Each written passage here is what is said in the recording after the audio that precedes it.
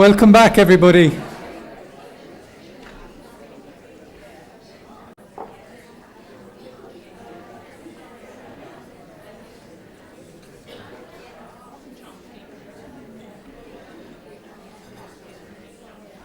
Okay, we'll start the afternoon session. It's Friday afternoon, so we've lost some people, but we've got the people who really want to be here are here. The title of the afternoon session is What are the ethical implications of adopting a rights-based approach to health? And our keynote speaker is George Ulrich, who's a philosopher, rector of the Riga Graduate School of Law since August 2009. George has at least 15 years experience working in international human rights and human rights education. So it's a real privilege to welcome him here. Thank you.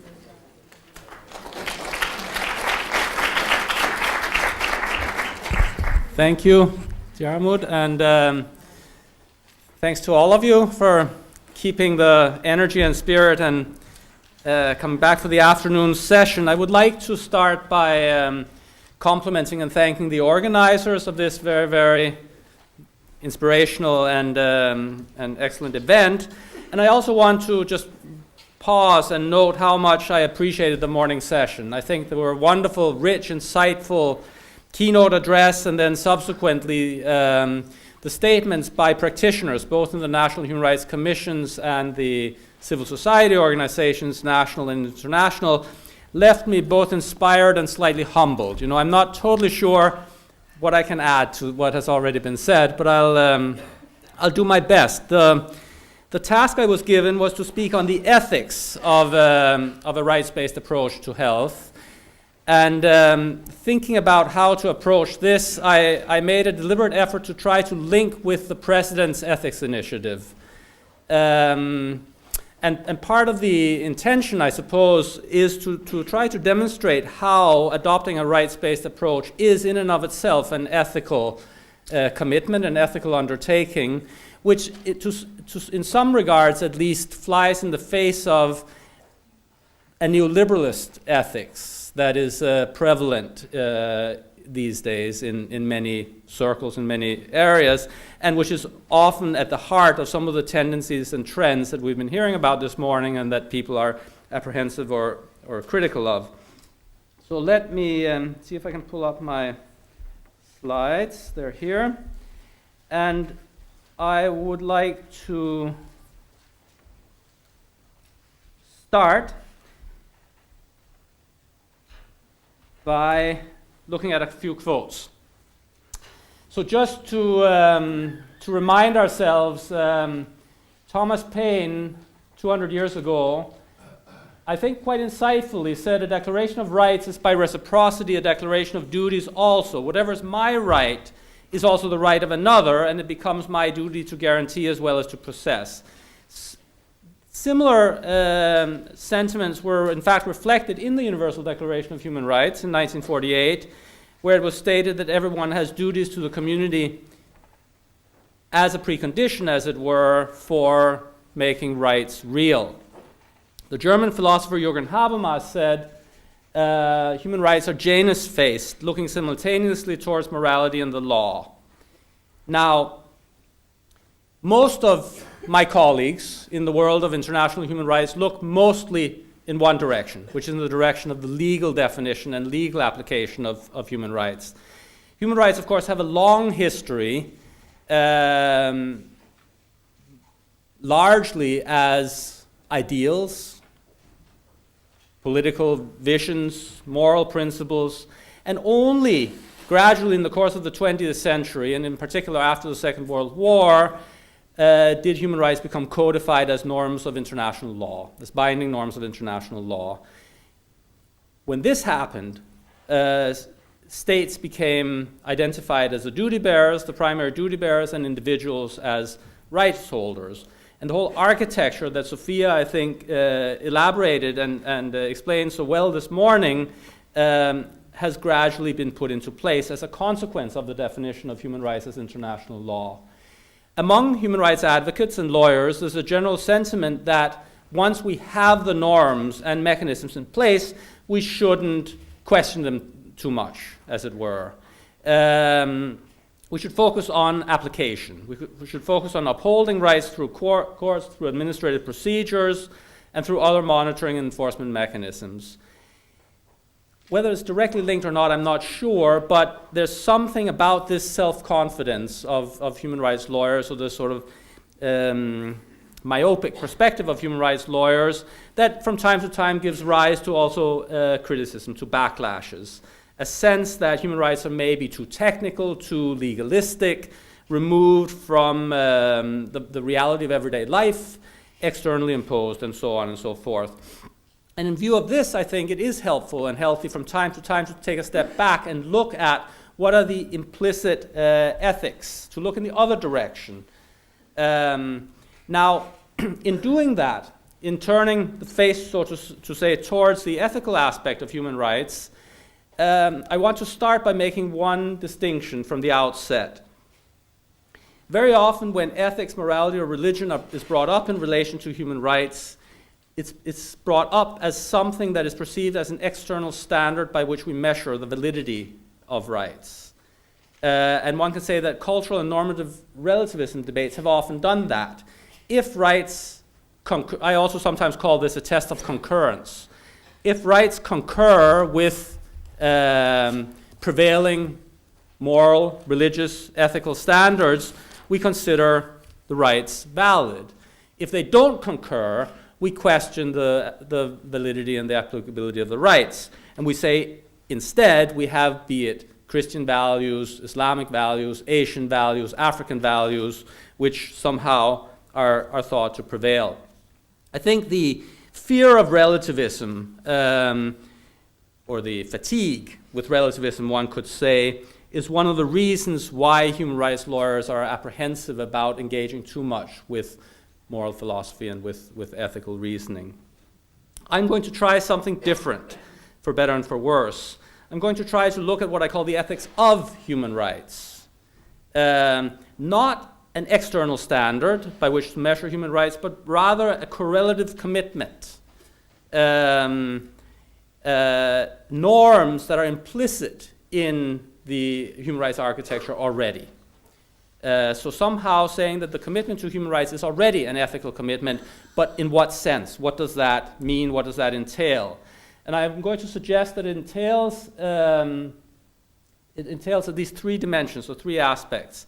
It entails norms that we as human beings should uphold in our relations with each other, horizontal application of human rights standards. That could also be human rights standards applied to non-state actors that don't have strict legal obligations in view of human rights law. Furthermore, the ethics of human rights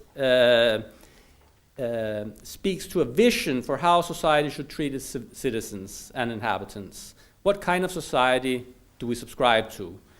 And I'm going to suggest that one aspect of the ethics of human rights that comes to the fore in this regard is something I call the empowerment dimension.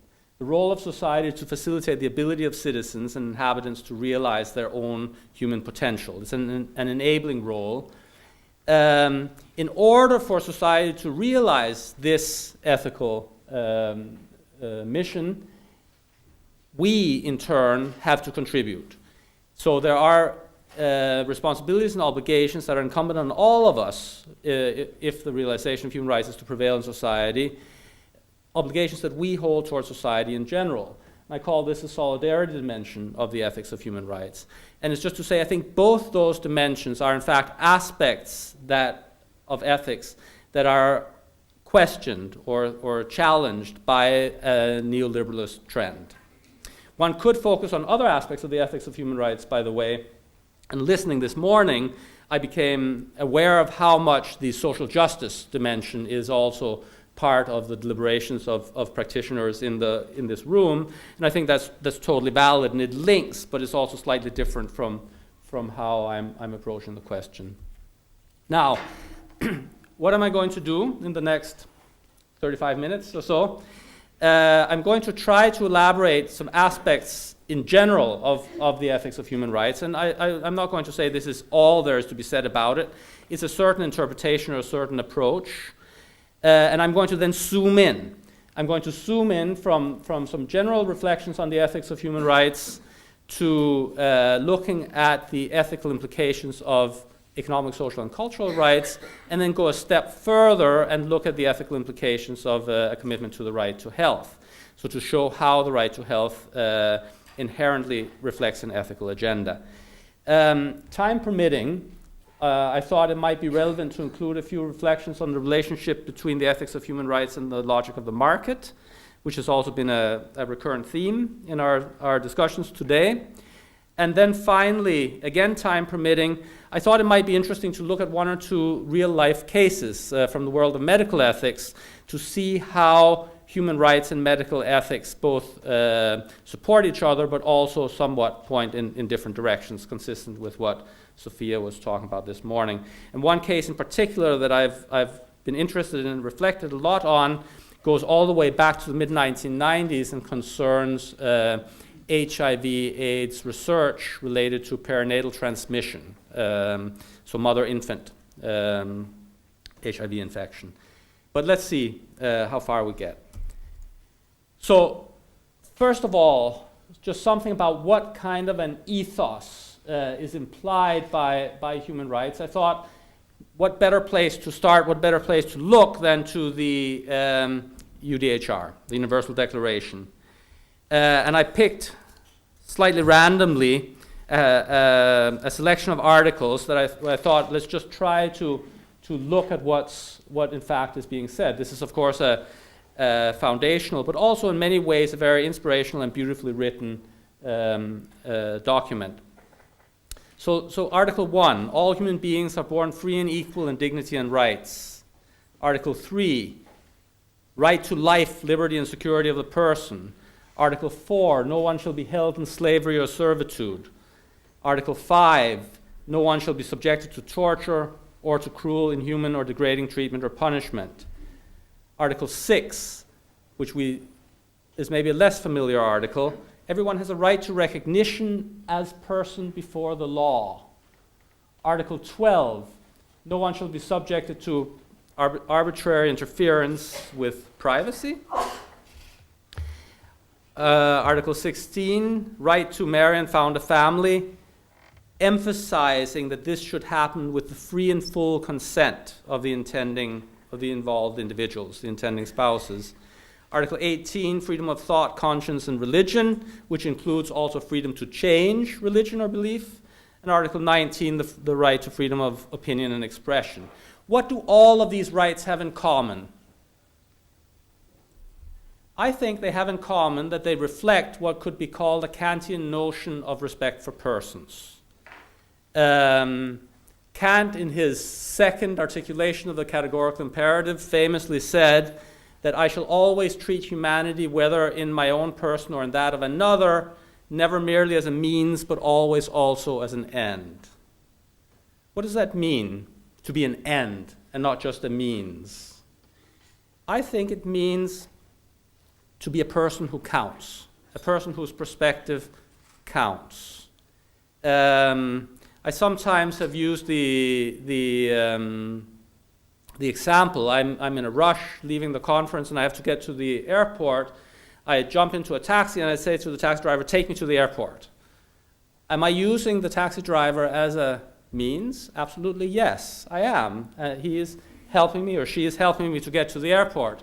And there's nothing wrong in that as long as I interact with the other as someone whose life project also counts, as someone who is doing this as a job in order to provide for himself and herself and his or her family, and who in general has viewpoints and opinions and beliefs and values and so on. And in my fleeting interaction with this person, I am recognizing and respecting all of that. And that is what it means to also treat the other as an end, as a person in their own right. And human rights violations very often deny exactly this quality, whether it's slavery that simply treats the other as a commodity that should work for all my intentions, but doesn't count in and of him or herself, whether it be deceit, deception, rape, all sorts of atrocities always, in a certain sense, have the effect of reducing the other to a mere instrument for my purposes, or misrecognition, disregarding the personhood of the other. And that exactly, I think, is what is implied by the concept of human dignity, which lies at the foundation of the UDHR. Or to put it differently, that's one possible and viable interpretation of what human dignity in the UDHR means. It's maybe not the only one, but it's one. So it's not that the founders, the writers of the UDHR, were sitting with Kant in one hand and then somehow transcribing that into legal language. It's the other way around. We have the bodies of international human rights law. We try to make sense of them, and this is one useful prism by which to look at the existing body of human rights norms. And one, I think, viable interpretation of the concept of human dignity. And I think the very notion that the life project of each and every human being counts is exactly why human rights are articulated as universal individual rights, right? That's exactly what's reflected in the combination of universality and individuality, in a sense. So, immediate implications of this ethical perspective is a requirement which applies both horizontally, that means in our mutual interaction with each other, and vertically, in what we expect from government and agents of government in their interaction with people on the ground. The implications as follows. One is the requirement for respect for the physical and spiritual or psychological integrity of the human person, a requirement not to transgress basic limits, whether it's a transgression of privacy or a transgression of the physical integrity of the person, a requirement not to instrumentalize human relations, to reduce the other to a mere means, for example, through exploitative labor practices or through slavery, but also through various forms of deceit and so on. A requirement to recognize the legitimacy or the integrity of the life project of others, which in fact reflects a discursive requirement, something that a thinker like Habermas, whom I mentioned earlier on, has put at the heart of his theory of communicative action, a discursive requirement for respect for the competence of others, to form opinions, affirm values, express oneself, and make essential life decisions. So emphasizing, for example, the free consent of intending spouses is exactly an affirmation of the competence of each and every one to take essential decisions. That means, in fact, a premise of pluralism in the public sphere, which I think is also integral to human rights. And Voltaire, 250 years ago, made a similar observation, a similar statement by saying, I disapprove of what you say, but I will defend to death your right to say it. So I will acknowledge and respect your competence to form your opinions and to express your opinions, whether or not I agree with them. That's another issue, another story. So here we go. Trying now to narrow in on economic, social, and cultural rights, which I think are very often misunderstood and often also questioned or dismissed as sort of not fully fledged human rights. That very often has to do with a perception, I believe, that economic, social, and cultural rights are perceived as entailing a government obligation to provide for every need. Something that means that we are just put in a position to claim and to collect, and government has to provide and provide, and we're somehow, government gets a caretaker or nanny kind of role. This is misleading. Fundamentally misleading, I think. Economic, social, and cultural rights entail obligations towards people in need in extreme circumstances. When we heard about the practice of MSF, we heard about extreme deprivation, which requires a certain type of intervention, which is of the utmost urgency. And in hearing about the situation in Ireland, many of the statements and questions focus also on situations of marginalization, vulnerability, deprivation, and so on. And there are elements of obligations to provide assistance, but I think there's something there's something exceptional about this. The underlying normal premise, the underlying orientation of the economic, social, and cultural rights norms is an orientation towards self-reliance in one sense or another. These are norms that affirm the right and responsibility of people, all of us, to look after their own vital interests. Let's look at a few examples. The right to education is exactly that. It's a matter of developing the competence, the capacity to engage, to provide for oneself and one's family, to realize one's own vision of the good life, and to become a contributing member of society.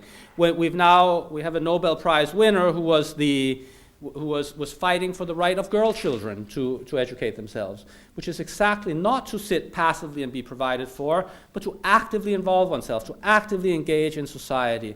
And it's a question of being enabled to take such initiative and to have such a personal development. The right to work is about the ability to provide for oneself and to contribute to society under regulated and dignified conditions, non-coercive, minimum labor standards, workplace safety, and adequate leisure and rest, and so on. But fundamentally, a right to, again, be an active and participating member of society. We see massive youth unemployment in Europe these days, which is a profound problem, precisely from this point of view, because people are being systematically excluded. The right to food, I think it's telling that an organization like FIAN repeatedly emphasizes that this is a right to feed oneself, right? It's not a right to just sit and wait for someone else to come and do it for us. It's a right to feed oneself.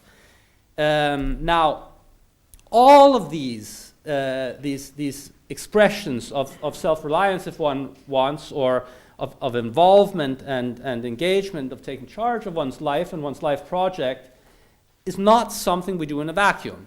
It's something we're enabled to do through the society we inhabit. We don't live in some kind of natural state of sort of immediate engagement with the earth and the community. We live in complex societies where all the ability to educate oneself, the ability to work, the ability to feed oneself, and the ability to pursue good health is mediated through social relations and through government actions. A key factor is the question of access. Access to public institutions, access to labor market, access to goods and services, access to relations. And as I've written, from time to time, important enabling factors are missing. And from time to time, people encounter fundamental obstacles to the realization of their life endeavors, for example, on account of discrimination. Poverty, which is sometimes viewed narrowly in an economic perspective, can be viewed much more broadly in a multidimensional perspective as an expression of insufficient access on many different counts. And so government obligations in the area of economic, social, and cultural rights are the three core levels: the obligations to respect, the obligations to protect, and the obligations to fulfill, to a very large extent relate to enabling factors in the different policy areas and the types of obstacles that I was talking about. And this in turn reflects the empowerment and social solidarity dimensions of human rights. I'm going to try to elaborate this a little bit more now with reference to the right to health. So we've heard repeatedly the right to health described as a right to the highest attainable standard of physical and mental health. This might be, Sophia, this might be just straightforward for someone like you, but all of a sudden when I was thinking about this and preparing my my presentation, I became uncertain. Attainable by whom? You know, are we talking about the highest attainable standard for society? Is it a communal or societal project to raise the standard of health? Or are we also talking about the highest attainable standard for each and every one of us?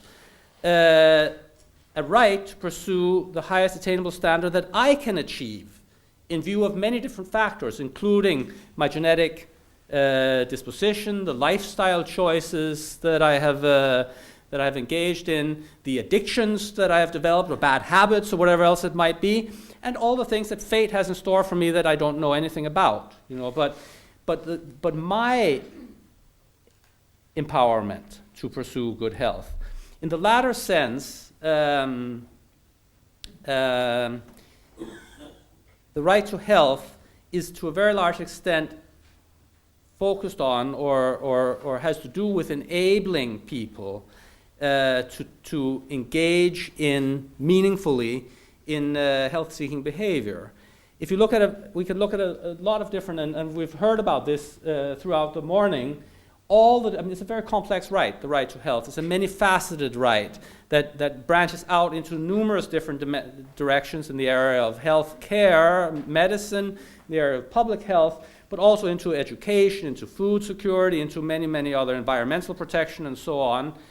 And in a certain sense, one can say that government action in all of these areas is necessary in order for us as individual human beings to meaningfully be able to pursue good health. And one can also phrase this in the negative. If we live in a context of severe environmental pollution, if we live in the neighborhood of Chernobyl, for example, we are disempowered. We're not able to pursue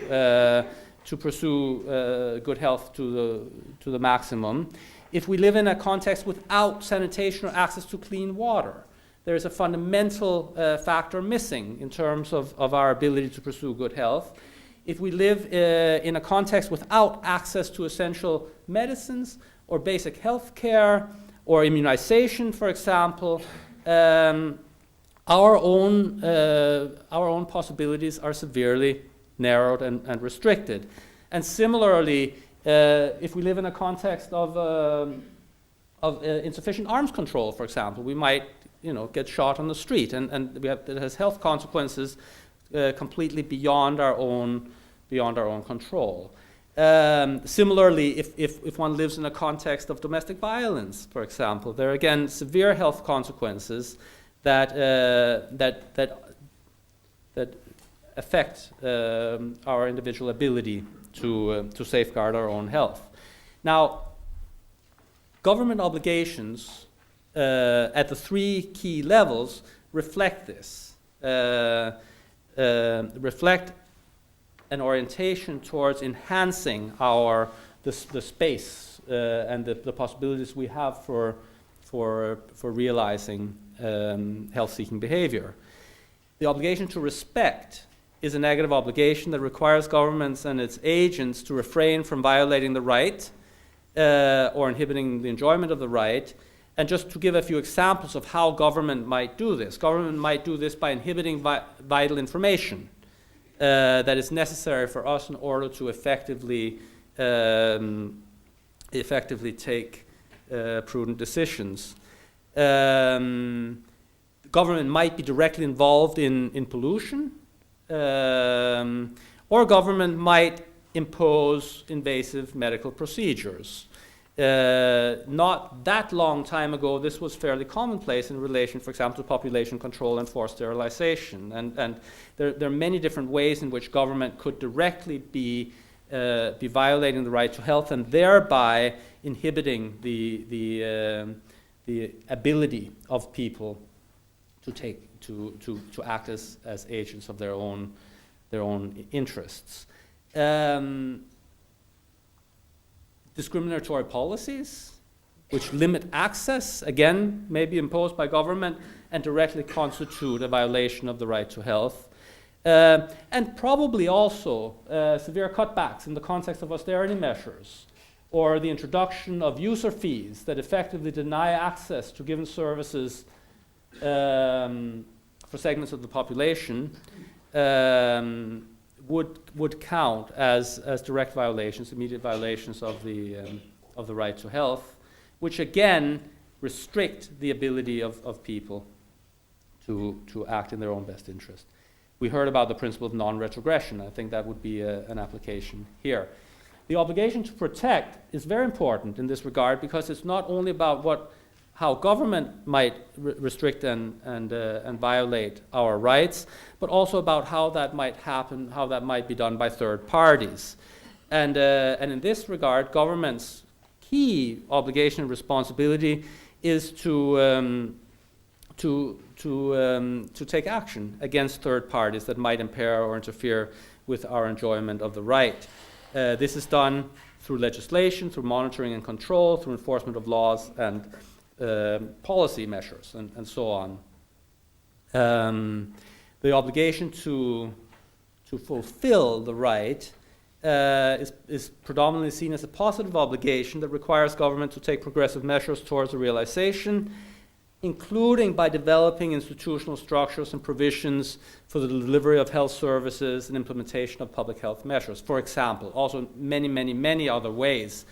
And the point here is that such measures, especially as we move towards the progressive responsibilities to fulfill the right, tend to become resource intensive. That's also true of effective safeguards and controls, but even more so the establishment of institutions and implementation of public policies require significant public investments or investments made through public and private partnerships. And the point I want to emphasize here is that, of course, this means that government needs to invest, but what that also means is that we have to acknowledge a certain element of social solidarity. Government can only realize obligations of this nature if we as citizens feel committed to or willing to subscribe to a project of this nature. So if government is to deliver a progressive realization of economic and social rights, we as citizens have to see some kind of joint common commitment to or joint contribution to a common good, which is first and foremost monetary, but can also be seen in other ways through volunteering blood, tissue samples, knowledge, time, contributing to research, taking part in awareness raising, and in an even wider sense by being engaged in the societal processes of democratic decision making through which the protection of fundamental rights becomes interwoven in the social fabric. So there is a fundamental, as I say, solidarity, dimensional solidarity aspect that is simply a premise for the realization of economic and social rights, which is something that to some extent is imposed on us through legal obligations, but more fundamentally, I think, has to be also seen and acknowledged and recognized as an ethical or moral obligation. And I think that it's important to see these aspects of a commitment to human rights as something that we have to somehow get away from the false dichotomy between rights and duties, thinking that just having rights means we don't have obligations. It's not true. Having rights means, in fact, to acknowledge obligations at all different levels. And I think to remind ourselves of that from time to time, to actually speak of the ethics of human rights, is also a way of somehow rejuvenating the human rights discourse, to not let it stagnate in technical terms that are felt to be removed from the everyday life of people. Okay, I have a few minutes still. I'll say a few words about and just to say finally that the two aspects, this is just to repeat what I said already, I think both aspects, the sense that there is a sort of ethical an ethical commitment or ethical obligation to enable all of us to recognize the integrity of each and every person, and a sort of mutual obligation to enable people to realize their life aspirations and full potential, and that this involves a social solidarity aspect. These are both ethical requirements which are somehow under threat by a radical neoliberalistic ethos, an ethos that's prevailing in the market. And that gives rise to thinking about the relationship between the logic of the market and human rights. The market operates always in terms of a quid pro quo and is oriented towards maximizing utility and generating profit. Human rights don't operate in terms of a quid pro quo. They're inherent. They're something we enjoy or are entitled to simply by virtue of being human. And we don't need to qualify for them. Now, what I would like to say is, and I heard many of the comments this morning talking about the market in ways in which private interest might jeopardize the public interest and might jeopardize the enjoyment of human rights. And I think the points, the observations are well taken. But fundamentally, what we need to do is we need to look at the coexistence or complementarity between the two logics, so to say, between the two mechanisms. It's clear that some functions are best managed by private actors, and this is not in and of itself. And the fact that there is a market economy, there's a market economy that's driven by efficiency and profit motives and so on, is not in and of itself contrary to human rights, but may have adverse human rights consequences. This is it's not the market economy as such that's contrary to human rights, but it's from time to time there are contrary or adverse consequences. And so government's responsibility becomes exactly a responsibility to protect, a responsibility to implement supplementary mechanisms that will ameliorate the adverse consequences. And I think the two standards of accessibility and quality that were also presented in the morning's presentation are the key tools in this regard. If privatization, for example, entails lack of accessibility or significantly reduced quality of services, there is a human rights problem. And market needs to step in, or the government needs to step in and to regulate. Now, I think research is a very instructive and important and interesting example, because probably it's inconceivable in the contemporary era to think of advanced medical research without a significant role for private actors. I think it's actually such an integrated and important part of scientific development and research. The need for huge private investments and the need for risk-taking, the need for big returns, and the need for protection of intellectual property rights and so on are all simply part of what drives the scientific agenda forward. But as we know, there are big gaps that also derive from this setup. There's a problem of neglected diseases. There's a problem of accessibility of outcomes, inequitable benefit from scientific progress, and so on. And so the question is, what kind of supplementary mechanisms can be put into place to ensure at least some attention to health concerns of population groups that don't necessarily constitute a profit base for the market, and to ensure some kind of equitable access to scientific outcomes. And this is, of course, what we have seen the WTO work on and do. We're seeing that to some extent just right now with regard to the, if I'm well informed, with regard to the Ebola outbreak. I think both Johnson & Johnson and GSK are now key players with some government money in trying to develop vaccines and remedies and so on. So, and I think that's where the focus ought to be, is on how effective public-private partnerships can be developed that will supplement the gaps, so to say, fill the gaps of the market economy, but not replace it. That's the That might go without saying, but nevertheless. Do I have just a couple more minutes? Okay. I'd like to just round off then, and I hope I can manage in the remaining time with the one case that I had said I was interested in presenting, which sort of branches out in a slightly different direction, but nevertheless, it might be okay.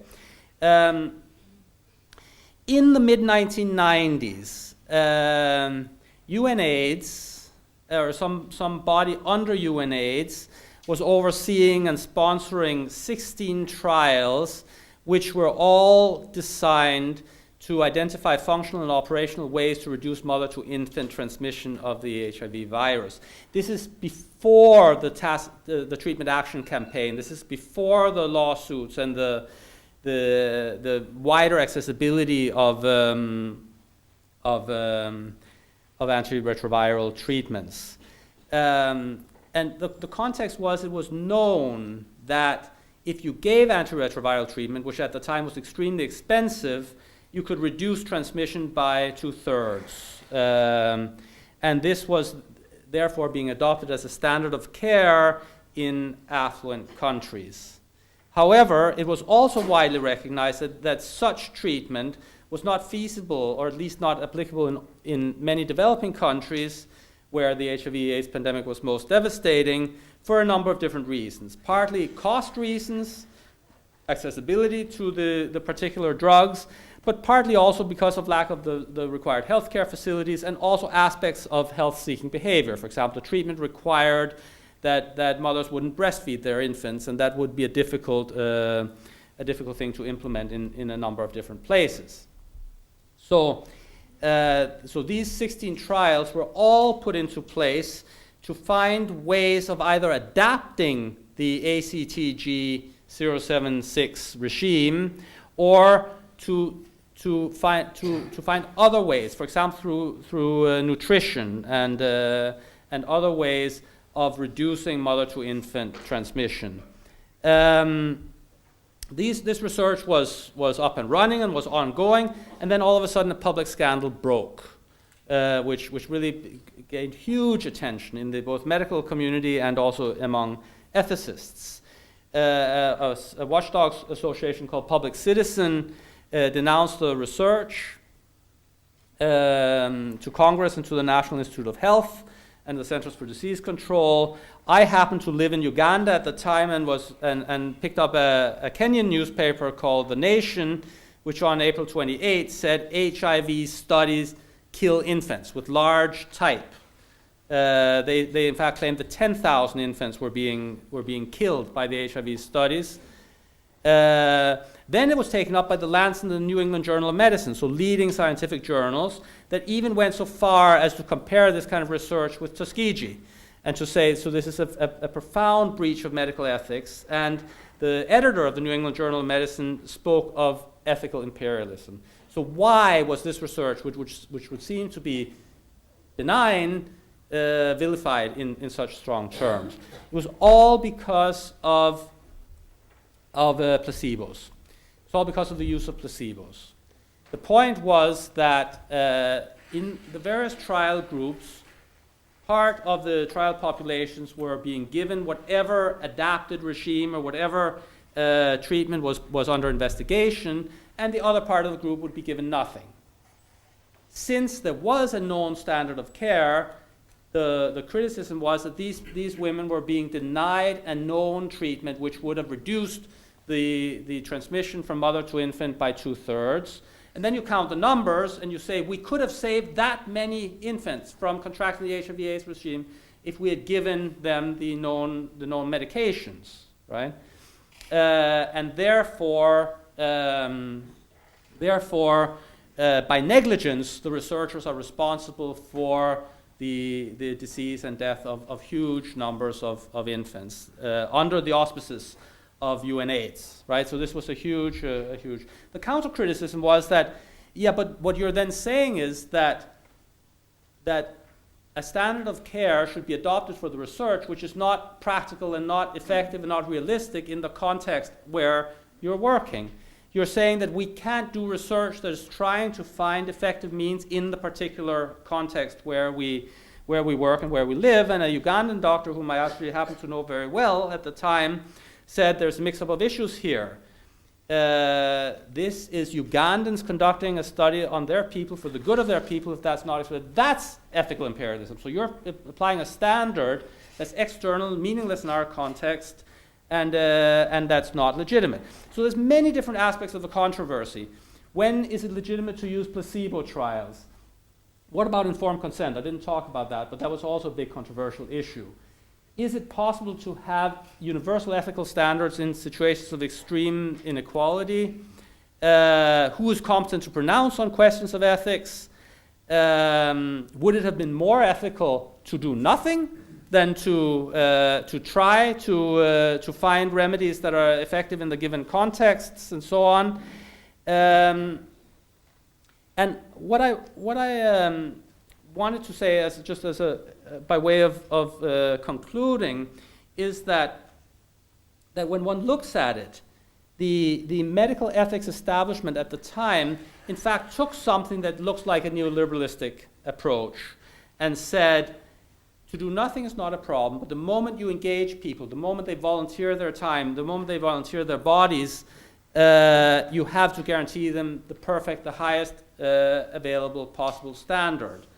That does not necessarily contribute to an overall pursuit of the highest attainable standard of health within the given context. It just protects a subset of particular individuals. And if you look at the same research from a human rights perspective, I think you could have found ways, and one could justify the work being done by the 16 UNAIDS trials as in fact ethical and ethically justified. And it all has to do, I believe, with the underlying premise that there are fundamental social entitlements that don't derive from purchase or something that we need to earn, but simply something we are entitled to by virtue of being members of a community or of society.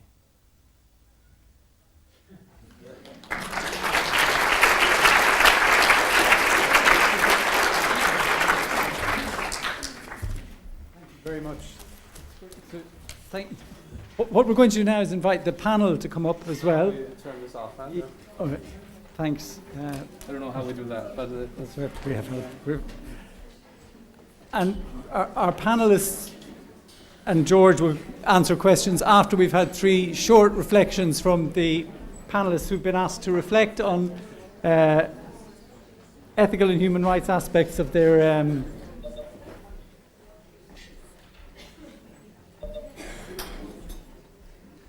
own work. So our panelists are Dr. Sean O'Keefe, who's a consultant physician and geriatrician here in Galway, who's the chair of the Galway University Hospital Clinical Research Ethics Committee, so that will follow nicely on what George has been talking about. Sarah Burke is a research fellow in the Centre for Health Policy and Management in Trinity, who's also a broadcaster, who's known to many of you for her work on healthcare system, health inequalities, and health and politics in Ireland.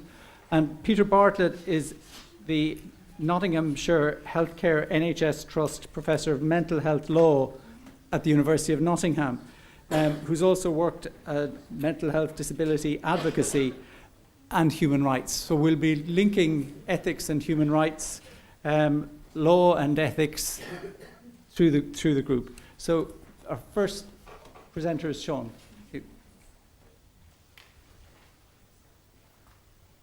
Thanks very much, Dermot, and thanks for having me. I can't live a lie, really. I'm afraid I plan to out myself here.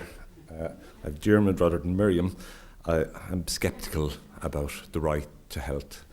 I'm sceptical about the use of the term right to health in an Irish context, particularly. One of the points is, does it help? Does it help as a vehicle for change and improvement? I'm not entirely sure it does in ordinary parlance.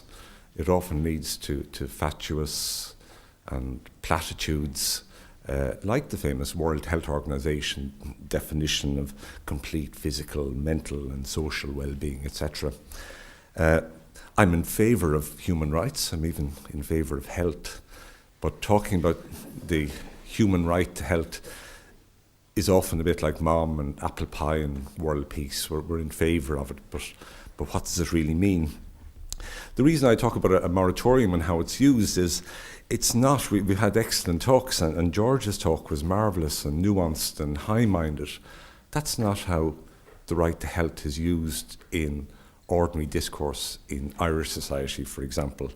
It's very little to do with universality, very little to do with justice, very little to do with global health in any way. It tends to go back to the right to a medical card, the right to expensive medication, no matter what. It's individualistic, it's my rights. You don't get groups often loudly claiming rights, but you do get people, individuals, claiming them, which is fine. I'm not in favour of trolleys. There's an awful lot wrong with the Irish healthcare system, but I'm not convinced that talking of rights is going to make any difference to it, and often distorts the debate entirely. We're not talking about solidarity the way it's often used. What we have is people looking for things irrespective of the effects on others. President Higgins this morning said, and I'm sure he's absolutely right, that most people support the right to health.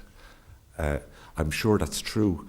They also support the right to having a hospital at their back door.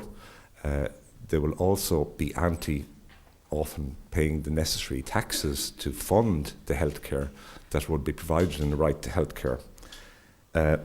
The same, and I agree with the President and indeed with George, about the importance of embedding all discussion of healthcare and health needs in terms of economic and social provisions. And most of the benefits in health across the globe will come from socioeconomic improvement. What it won't come from is simply saying, I want, and the talk of rights in that direction can push things in the wrong direction entirely. One of the things I strongly agreed with George about was that of solidarity, is that of standing together to a degree, which is exactly the opposite of talking purely about individual rights. And again, I agree on the ethical presuppositions, but what often happens is the individual dominates. It's very important that we have an emphasis on autonomy, on personal autonomy and its importance. But that's a different direction sometimes to the equal need for talk about justice. For many years I developed and delivered a talk on basic, for basic training for young doctors on ethics and ethical principles. It was very striking. You talk to the Irish doctors working the system, and to warm things up often you talk about, have you come across ethical dilemmas? They had. It tended to be about ventilators and CPR and who had the right to switch this on and switch this off. And you talk to their counterparts often from countries that are really very poor, very poorly developed. And the difference was stark in what they considered ethical dilemmas of dealing with places where you had no medications and a great need for medications. Entirely the opposite. It was important that those doctors understood the needs and norms of Irish society, but it was very hard to argue that the two types of rights to health that were being discussed in the room were on any kind of similar metric. And very much the individualistic focus on rights and my rights is a first world issue and couldn't be more divorced from the global approach on public health that many of the speakers here have focused on, and it is distorting in that regard. The same goes true in terms of health research, where again the talk about solidarity is absolutely vital. We do have a tension between the current focus on individual autonomy and data protection, and for example, in some countries where there's a greater level of trust present on the sharing of information for the public good, for example, epidemiological research, which is often more difficult to conduct, certainly in Ireland and perhaps to a degree in Britain. we mentioned solidarity, and to a degree, solidarity is better served, I suspect, by, as Nora Neal has suggested, by the language of trust. Now, trust has to be earned, it can't be demanded, but to an extent we're better off with a level of trust is essential, for example, in medical practice between practitioner and patient, and to a degree that isn't entirely met by insisting on obligations and sometimes adversarial and noisy comments invoked by rights. The final comment really is to say about the doctors I met in training courses in the College of Physicians. They came from the poor part of the world. It's very easy to have a focus saying we in Ireland support the global right to health. We staff our hospitals by taking doctors and nurses from the poorest parts of the world and often never sending them back. It's not to criticise the individuals in any way, but it's very easy to make broad comments that sound wonderful, while in practice, not only are you not supporting development of global health, you're actually taking measures that directly are opposing it. An absolute final comment, and I know Peter will be talking about mental capacity legislation, but it often strikes me how language can be turned against people. One of the comments this morning was about dignity being a core principle. And as a geriatrician, I sometimes see that pushed against older people by saying, you must be dignified. And if you're not dignified, maybe you're better off being in a nursing home where we can keep you dignified. In the same way that we have the impeccably liberal principles of a functional approach to capacity, in fact, sometimes facilitating people being found to lack capacity and therefore to be deprived of fundamental human rights. In the same way, I sometimes have a concern that the right of health has a cousin in the expectation that we've given you the right to health. Your obligation now is to be healthy. So that we have a sideline, we develop an unpleasant moralising something sometimes among doctors that we'll give you health care if you do X, Y, and Z. H.L. Mencken was a great journalist and aphorist, and I must say I sign up to his comment of saying that the job of medicine is not to make men virtuous, it's to safeguard them from the consequences of their vices. So I disagree with very little that the speakers have said, except right to healthcare in Ireland, perhaps not. Thank you.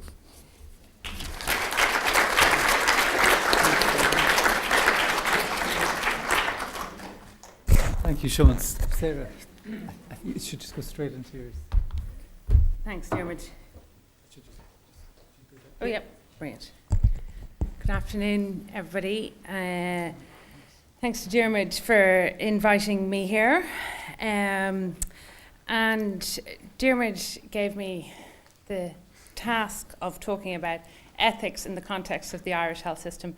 Human rights nor ethics are an area of expertise of mine, although pretty much all of my work is around the health system. So I've tried to present, what I'm going to do is present some of my work on the health system through this sort of ethical lens. And I think I probably disagree with every single thing that Sean just said. And I don't have time to unpick it piece by piece, but I might try and deconstruct it as I go through some of my presentation.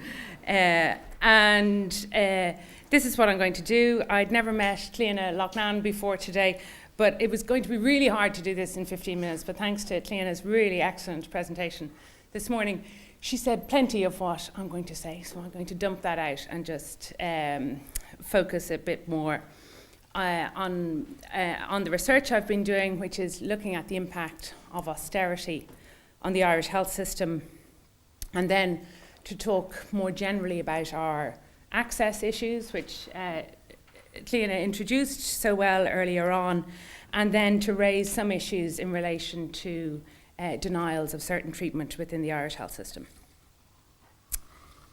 And also to say I could have spent the 10 or 15 minutes talking about any particular group in Ireland that's been denied access to healthcare, be they travellers or asylum seekers or migrants or people with disabilities or people with enduring mental health problems. But I made a very purposeful decision to talk about the health system as a whole and with a view to how we all, as citizens, access that system and use that system. And just briefly, many of you are familiar with it because you engage with it or work in it and use it, but just for our visitors, because I do a lot of international speaking, and it really takes quite a lot of persuading people to let them understand the crazy health system we have. And it's particularly complex system of finance and provision. It's particularly unequal in a high-income context, and the only country we sort of come close to on that stakes, much to our shame, is the United States of America. And it's particularly difficult to negotiate. And not only is it difficult for politicians and managers of the health system to negotiate, but it's very difficult for doctors or staff in the health system to negotiate it. And it's really difficult for citizens to negotiate their way through it. And unusually, it's a largely tax-based system. So despite the fact that 45% of the population have private health insurance contributes less than 8% to the overall budget. Although you wouldn't believe that from the amount of airtime private health insurance gets in the Irish public discourse. And very unusually for a tax-based system, we don't have universal access. And very unusually for a high income or an OECD or a European country, we don't have universal access. And we very much privilege certain groups, and if you have money, you can pay your way into the system quicker than people who don't have money. And happily, it's not just me or Cliona who's making this point. A recent rapid research report done by WHO Europe, and the quote is there, but it's very much making clear that we are very unusual in the European context in that we don't have universal access to primary care. We're an extreme outlier when it came to user charges, and George outlined, I think very helpfully, some of the dilemmas of high user charges. And just again to give examples to our international visitors that 40% of the population are more or less entitled to medical care or health care without charge. But even they now, if they have ongoing health needs and medication needs, have to pay up to €30 a month for the medication. And then the 60% of the population who don't have those medical cards have to pay up to €144 a month for medication and €50 or €60 per GP visit. And this is just, and if you go to Scandinavia, this is just unheard of in a European context.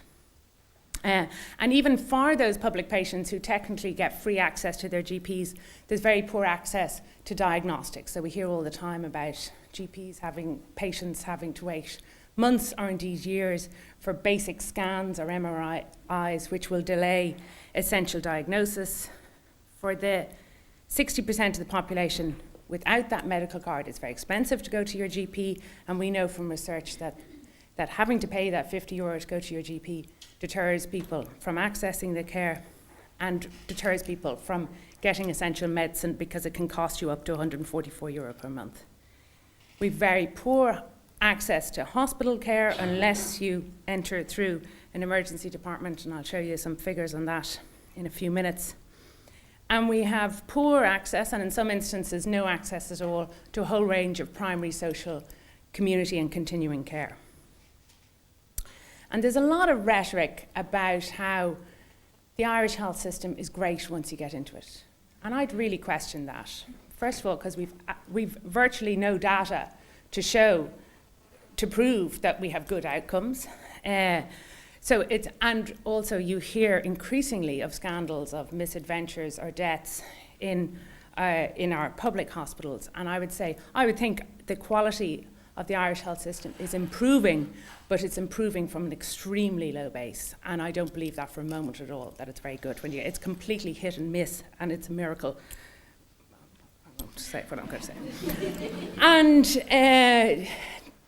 in the years 1997 to 2008, when the country was booming, we quadrupled the health budget. It went from 4 billion to 16 billion, and we made no attempt to address those fundamental access issues or those fundamental quality issues. And I really think when we look back on the boom, with the wisdom of history, it will be one of the greatest crimes that no attempt was made to improve the health system. We did loads of restructuring and reorganising, but we never actually reformed the health system.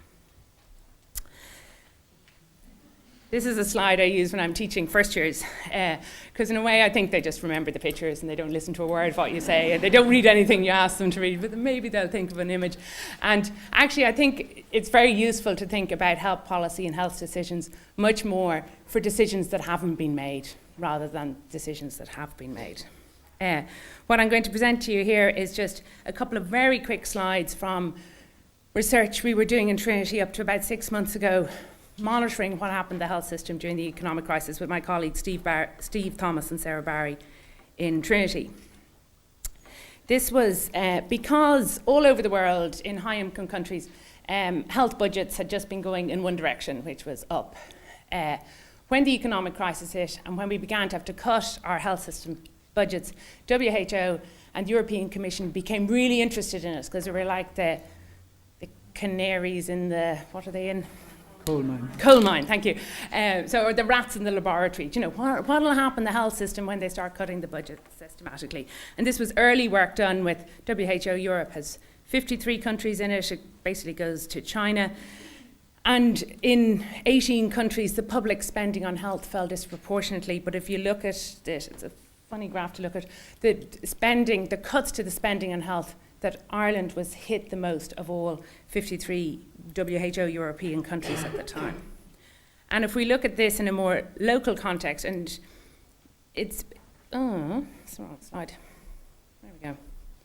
Okay, yeah, we'll go to this one. This is the red line is the budget. So this has been going north from 4 billion to 16 billion. Likewise staffing, and we indexed it at 2008.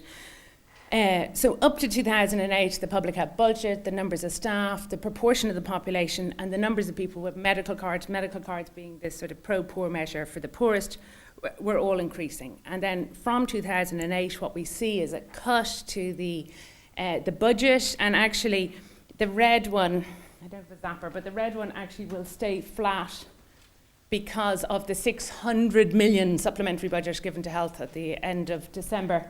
And I had this discussion with Derek Nolan, who in great political style is no longer here, at lunchtime. And he was saying, oh, but we haven't cut anything from the health budget. I was going, no, but you intended to cut 1.7 billion since you came to power in 2011. And the only reason you haven't cut it is you had to give supplementaries every year because you couldn't cut any more. So don't for a moment listen to that political rhetoric of they haven't cut the health budget. They tried their damnedest to take another 2 billion out of 2 billion already taken. And we have 12,000 fewer staff. And we see here a growing population, and in fact, if you put the population over 65, it's going much further north, but what you see is this significant growth in people covered by medical cards, an increase of about 600,000 since the crisis struck. And actually, when you see they're just beginning to go down, and some of that was the taking away the discretionary medical cards that Lena referred to, but some of that is just people's incomes getting a bit higher and them no longer being below the very, very low bar you have to be to get a medical card in Ireland. So this shows a system, a health system with less money, fewer staff, more people significantly dependent on it. Can I go back to this one just very quickly? This is the hospital activity we measured, and we measure hospital activity not because it's more important than community activity, but because we've got good data on it, and we've terrible or non-existent data on what happens outside of hospitals. And again, so the blue and the red line is the budget going down. The green line is inpatient cases, and very much in line with international trends. There's been a levelling off or decline in inpatient cases. The yellow line at the top is day cases, and that would be very much a norm internationally, more day cases, fewer inpatient cases. And then the purple line is emergency admissions. And what you see from 2013 on is that everything is going down except for emergency admissions. So the system managed extremely well between 2009 and 2013 because it did more with less year on year. But once it got to 2013, end of 2013, it couldn't do any more with less, and it began to do less with less. 5, okay, speed up. Take my jacket, start taking me clothes off. Okay, these are, the HSE changed the way it counted outpatient waiting lists, so we can't compare pre and post-crisis outpatient waiting lists, very conveniently. But we now have data for 3 years in a row. And don't worry too much. So green is 2012, November 2012, blue is November 2013, and purple is November 2014. So the three ones towards the end, the three sets of threes, these were people waiting more than 2 years from when your GP refers you to a specialist to when you see your specialist for diagnosis. So the government, oh, here's our politician. I was having a go with you a few minutes ago, Derek. So the government made a big attempt to get rid of the longest waiters, and as you can see, was quite successful in that. But if you look at this bar and this bar, what we see if we just compare last year and this year, significant increases in the numbers of people waiting for that outpatient appointment, so that the most recent figures show 50,000 people waiting over 1 year, and that's for your initial diagnosis appointment with a specialist, and 100,000 people waiting 6 to 12 months. So extremely long, and while they've got rid of the longest ones, there are more and more people waiting an extremely long time. Keep in mind 3 months being sort of best practice. And these are the inpatient and day case hospital treatments. So when you get to see your specialist, you get your whatever tests you need, and it's decided that you need treatment. These are the length of times you wait. Yellow, 0 to 3 months, which is totally acceptable time. Blue, over 3 to 6. Green, 6 to 12. Red, over 12. Purple, over 24. We've got rid of over the 24 months. As you can see, quite good progress was made. 2009, coincidentally, was the year when the health budget was at its highest and the waiting lists were at their lowest. They reversed in 2010, progress made during 2011 or 2012, and going right back up. But if you look at the difference between November 2013 and November 2014, significantly more people waiting for that hospital treatment for long periods of time. And actually, when you factor in the emergency department crisis over the last few weeks and the amount of cancelled surgery, those figures are going over the Richter scale. Okay, this is another piece of work we did as part of the Resilience Project, which was this very silent but significant transfer of payment from the state onto people. And again, we could only count certain aspects of it, and when we added them up, and these were basically increased drug charges and increased hospital fees, it was a transfer of 450 million from the state onto people during a very short period of time when people had less money in their pockets. So I guess my general conclusion is that there was nothing ethical about the cuts that were made or about austerity and how it impacted on the health system, because while more people were covered by the public health schemes, the people who were covered had to wait significantly longer to access essential care, but also had to pay much more for that care. Just two very brief issues, and I really am nearly there, Dermot. I brought this up because I've covered it over the last few weeks, and actually the story has changed since I wrote the slides on Monday or Tuesday of this week. And this is about this drug called Soliris that is described as the most expensive drug in the world, estimated to cost the state here €437,000 per patient per year. It had the name of the conditions I pronounced once on radio and I'm never doing it again. PNH is the short one for it, but it's a very rare blood condition. The drug, it's nearly a miracle drug. It's huge impact on mortality rate, but huge impact on people, improving people's quality of life, preventing deterioration with the disease, but also savings for the health services, because these people don't need a whole load of services that they otherwise need. And what happened was that the HSE did a deal with the company and put 10 people on it, but then over time, a couple more people were diagnosed with it, but they weren't going to be covered for it. And it's a real dilemma for health service managers and for all of us, I think, and it's something we're going to have to get our heads around, because as more and more high-tech, expensive drugs come available. And when I covered it 3 weeks ago, I did the analogy that paying for 17 people for 3 years for this drug was the same as vaccinating every preschool child in the country for 1 year. And these are the choices that our health system managers have to make that are inherently ethical. And I don't know the answer to, but what we're going to have to deal with. And then the final issue is in relation to certain services that are denied to people in the Irish health system, which is unusual again in a high-income country. And as most people in the room will know, that the death of Savita Halappanavar in a hospital in this city led the government into legislating for a bill it had no intention of ever legislating for, which has given us the most minimal form of abortion for women whose lives are at risk.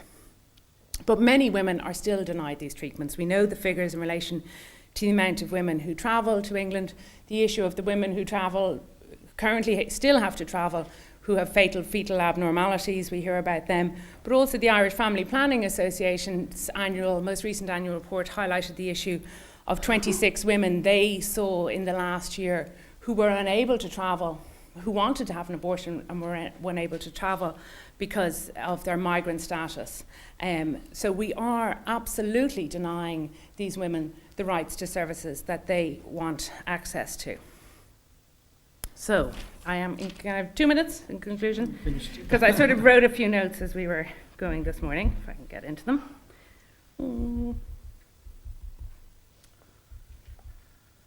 Does anyone know how to get rid of the bloody code on the front of an iPad? You could tell me afterwards. I hate it. Okay, here we go. So we have ratified the Covenant on Economic, Social and Cultural Rights. It is a legally binding commitment to the highest attainable standard of health or even healthcare. But I guess maybe this is the one bit where I'd have agree with Sean on, is what impact has it had? And as President Higgins highlighted, that 87% of that group were in favour of the right to essential healthcare. But even if we use the very modest concept of progressive realisation towards that, I would argue that everyday Irish citizens are denied that right to essential healthcare. And we see that in emergency departments, with waiting lists, with drug charges, with people with disabilities and enduring mental illness being denied the right to participate in our society. And in a way, if we draw on what you referred to, George, and also the President earlier, am I allowed to call him Michael D now that he's not here? I kept on having to gag myself earlier. That denying that Kantian notion of human dignity and respect for persons. And I do think, Sean, this is where you're going to have to shift your head a bit, because I think a human rights approach could enable us to begin to talk meaningfully and develop a health system where, in the words, and again I'll use the words of the President, he talked about at the very least having the right to participate without shame, and I thought they were very powerful words, the right to participate without shame, and at best the right to flourish. Imagine if we could have a society or a health system where people had the right to flourish. And I really agree with the President in disliking the term marginalised. And also the discourse in health around meeting the needs of those most in need. Because at some stage in our lives, all of us need their health system. We are born in the health system. Hopefully we land in the hands of a skilled midwife. Hopefully all get vaccinated. A third of the population will need interaction with the health system for the management of chronic diseases. And certainly all of us towards the end of our lives will need some form of health and social care. And so I suggest that we need to build a system for everybody, for absolutely everyone, and a system where where access is universal, and that having this ethical or human rights approach to health system planning and delivery could really help us move in that direction, because we haven't had it, and look where we are. I'm here. And this is Fidelma Healy-Rames has gone too, this is political, but doing this is an inherently political project.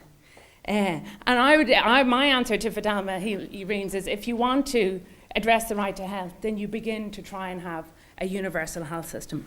But unless we engage in the politics of inequalities and the denial of the most basic human rights, and I think we do deny Irish citizens the most basic human rights in the way we organise our health system, that unless we do that, we don't have a chance of developing a health system that is ethical and whereby the highest attainable standard of health is even aspirational or maybe even achievable. So thank you for Well done. Thanks.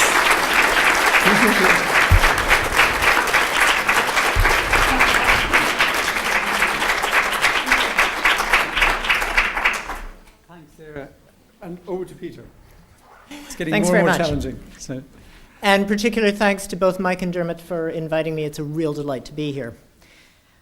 When I emailed Dermot and said, what should I talk about? He emailed back, and I'll quote, possible ethical dilemmas from your experience and how a human rights approach could help negotiate through these. Close quote. Given my background, you'll appreciate that that's going to be coming from the perspective of an advocate for people with mental health problems and mental capacity law. There's an interesting question as I was writing this. I found myself thinking, actually, I suspect there are parallels that will apply for all of you that are either members of, am I allowed to call them marginalized groups yet? Where are we with that debate? Anyway.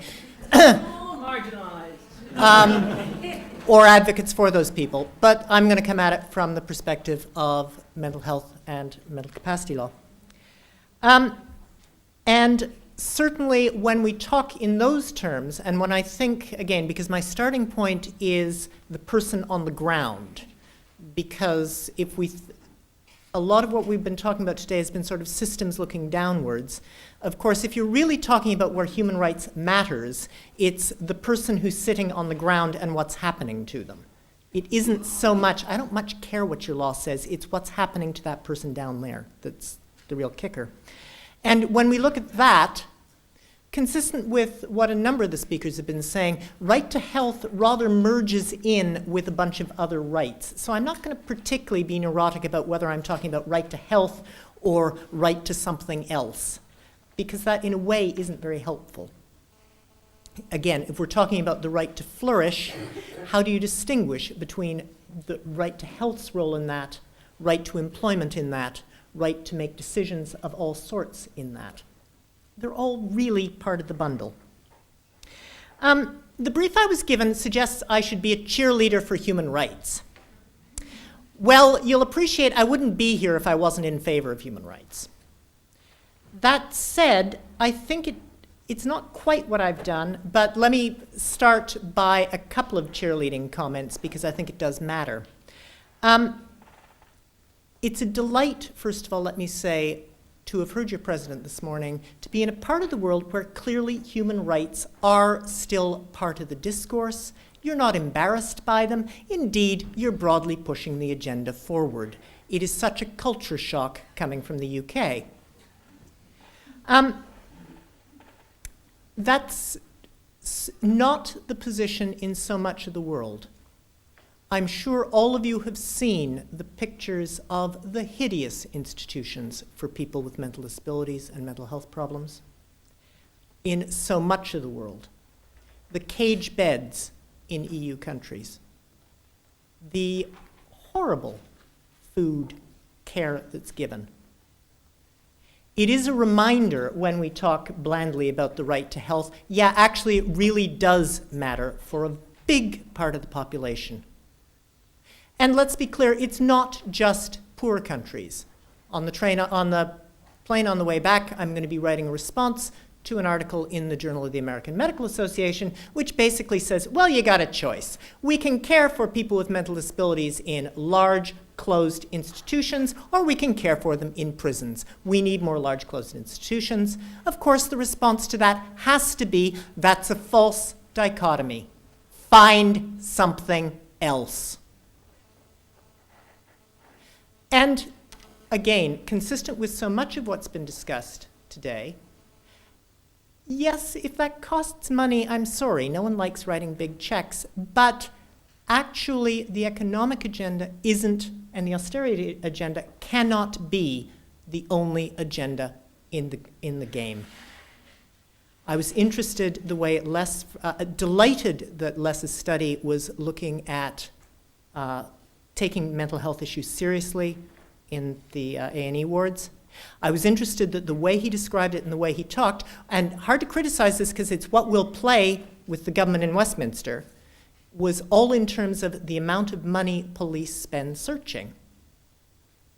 And I'm sure that's right, and I'm sure that is what we'll play with George Osborne, and if that's what it takes, take a deep breath, have some gravel, and say what you need to say.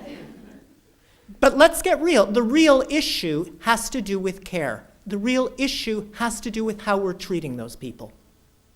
The real issue is, why do they want to leave that fast? Why can't we provide the care that people want? And that really is, if we're talking about the key ethics question, that's perhaps it.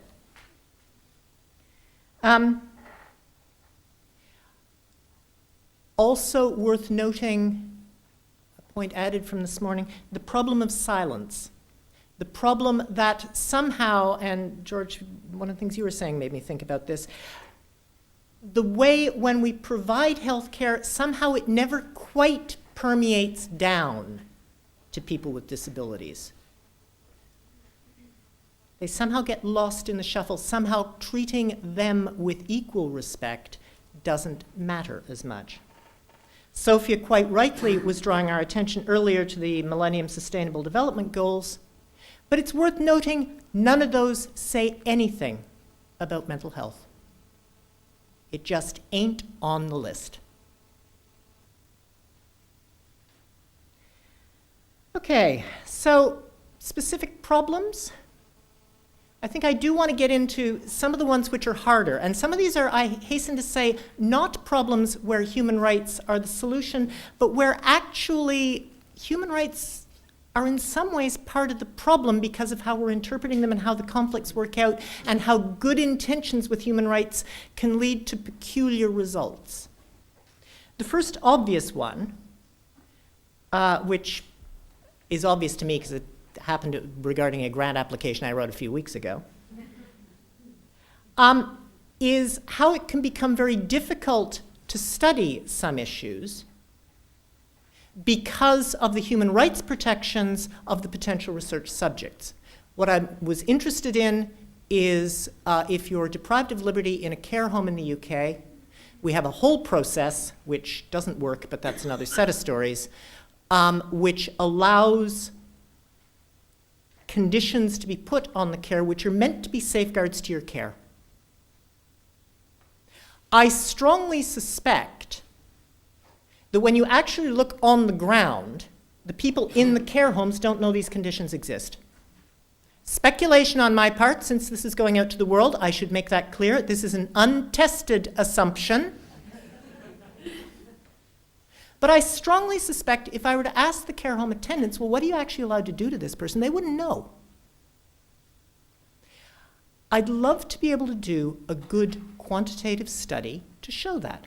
And maybe it would show that I'm wrong, I hasten to add, and I hope it would. But when you look at the conditions we put in for ethical approval, well, firstly, I wouldn't be able to approach people directly to be part of the study. That would have to go through the care home. Again, for all sorts of legitimate reasons to protect those people, good human rights concerns there. But that, of course, is going to completely bias your sample. And the second problem is if the people were unable to consent to the research themselves because of a capacity issue, and this system applies to people who are unable to make decisions about where they're going to live, so probably a lot of them are going to be unable to consent to that research. For each and every one, I would have to find a consultee to get a statistically significant size sample. Forget it, it just becomes impossible. And again, you've got those bias problems. So I can't find out whether the policies we put in place to benefit people on the ground in human rights terms are actually having the effect we want them to have. The analogy would be banning hitting people in prisons, but unable to go in to look and see if people are getting hit. That's a problem, and I think it's shooting ourselves in the foot. I would say also, and it's worth emphasizing, in mental health law and mental disability law, there are huge questions of that sort that need to be analyzed. We assume that the interventions that we enforce on people are, at least in clinical terms, beneficial. And we say that the human rights violation is worth it because of the clinical benefit. Actually, the evidence for that is weak to non-existent, and indeed, insofar as we have evidence, it speaks to the contrary. The studies that we have that are sort of good, and again, I don't want to push this too hard because they're not great, let's not pretend, have to do with community treatment orders, where we keep finding in the big statistical studies, they don't actually improve outcomes. Similarly, a study by Preeb and colleagues of over 700 people who were detained in 22 English psychiatric hospitals show at best marginal benefits to that institutionalization and worse results on some scores, some social scores. If that's true, big conditional clause there, but if it is, then we don't get to the debate about are the benefits worth the human rights violation. There's no benefit. We just shouldn't be doing it. But that's something almost certainly we won't be able to test. That might be an example of a slightly different problem, which I wanted to raise, which is the problem where human rights become a fig leaf for providing bad care.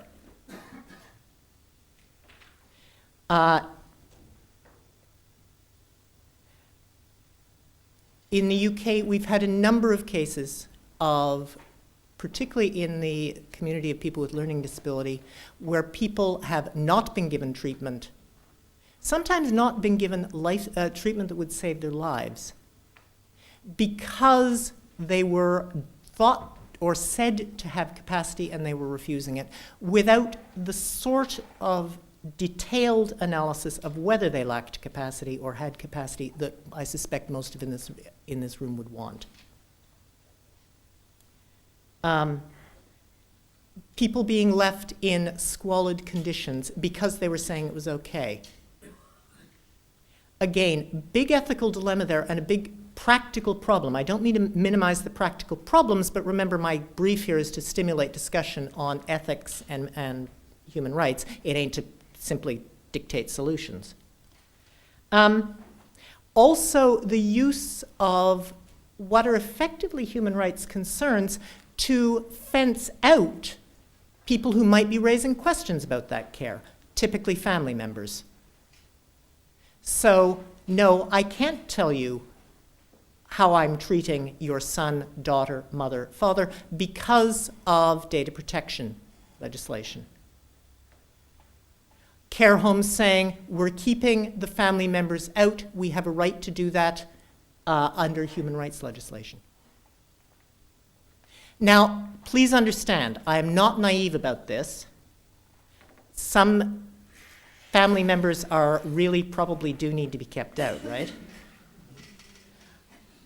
But it is problematic that we don't, I'm very uncomfortable with human rights being used in that way. And I'm very uncomfortable with the fact that we don't seem to have effective ways of routinely challenging those decisions and making sure they're being done in the way we all want. The poor care cases, in a way, let me just note a parallel with my earlier comment about the choice, in scare quotes, between prisons and long-term asylums. Again, what we need to be looking at is how do we provide care that people actually want. The third thing I wanted to raise is, and given that I'm the graveyard slot, let's be provocative, since I clearly haven't been so far. Do we actually believe in human rights for people with mental disabilities at all? I heard some yeah. Well, that's the clear set of questions that's raised by the United Nations Convention on the Rights of Persons with Disabilities. A convention which I would note Ireland has signed but has not yet ratified. Very interesting to hear the President this morning talking about these great aspirational treaties, aspirational documents. It's going to be, constitutions are great if they're aspirational. Okay, sign the convention. Put your money where your mouth is. The essential focus, and forgive me, I suspect I'm talking to people who know this stuff backwards, but let me just go through it in case some of the folks at home don't. The essential focus of the convention is pressing for a non-discrimination agenda, requirements that we make reasonable accommodation, or I don't know what the Irish phrase is, in England would be more usually called reasonable adjustments, to make sure that people with disabilities, and that includes people with mental health problems and learning difficulties, are able to participate in society and flourish and enjoy their rights in the same way that the rest of us would. Political and social integration, all that good stuff.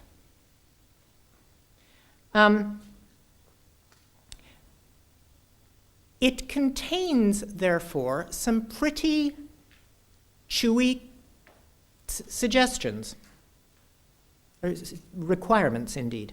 Things like abandoning the use of capacity as a fixed concept and moving instead to a position of supported decision-making. Certainly abandoning the use of capacity insofar as it is in whole or in part related to disability, and it's hard to imagine that it wouldn't be. Similarly, stopping any form of detention based in whole or in part on disability. Mental health law as we know it goes. Abolishing the insanity defenses and similar dispositions in criminal law, and probably abolishing treatment without consent. Those are really challenging things for us. Given that I'm at the National University of Ireland in Galway, it is worth noting that Professor Gerald Quinn and the Centre for Disability Law and Policy are a world leader, perhaps the world leader, in thinking about the convention in this context. But there's considerable nervousness, I think, including among human rights activists, as to whether we're really prepared to pick this up and run with it. Please understand, I am not naive about the difficulties of that. There are times I think the Committee on the Rights of Persons with Disabilities may be a bit naive about that, maybe not, maybe it's a difference of what they say in public and private. I'm probably dangerously close to out of time. Dangerously close. Dangerously close. There are all sorts of parallels that can be drawn here between people with disabilities and other marginalized groups. The language that we're hearing coming back is, well, these people really are different. There are true knowledge claims. Up to a point, I'm sympathetic, and I don't wish to pretend that everybody's the same, but equally, I'm just a little acutely aware of the parallel between that discussion and the truths that we received 100 years ago, that of course black people weren't as bright as white people, or the reminder, ladies, that you were simply not suited to higher education. May I remind you, it's not until after the Second World War that Cambridge decided actually you were, and you could take degrees. So when we hear that sort of true knowledge, I think we should always be a bit skeptical of it. And certainly, again, the challenge here has to be to provide services, find ways forward. It can't be about simply improving the paternalism of the past. To use Brenda Hale's phrase in the Cheshire West case, a gilded cage is still a cage. I'll stop there. Thank you very much.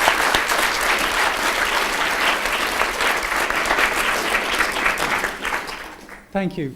Can I invite George back up, and we'll shorten the question and answer session here before we go to the final section. But just, I'm sure people have been challenged by some of the things that have been said here by our speakers. So we have roving mics. They're not here. Did I just find a mic? Oh, there's one mic. You got a mic? Mics are missing. There's one question. Oh, yeah, we have mics here. My question is to George. Yes. Yes, I like very much the concept of the categorical imperative as a pedagogical technique by which you examine these things. And my first question was, how do I not treat the other as a means? Or how do I avoid instrumentalizing human relations? Now, there are obvious examples where that's very clear. No slavery, don't underpay your clients, etc., etc. But actually, that becomes very problematic in day-to-day relations. In my work, I have to ask myself that regularly.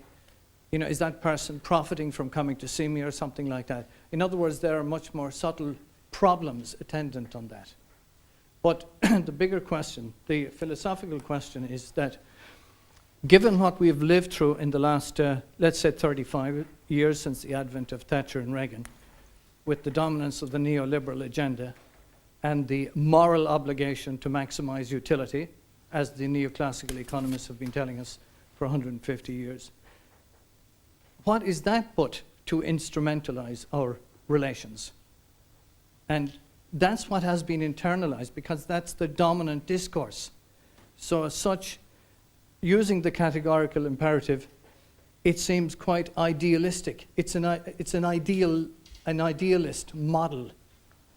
I mean, we have to try and deconstruct what has happened for the last 35 years to try and figure out how to deal with others in a non-instrumental manner.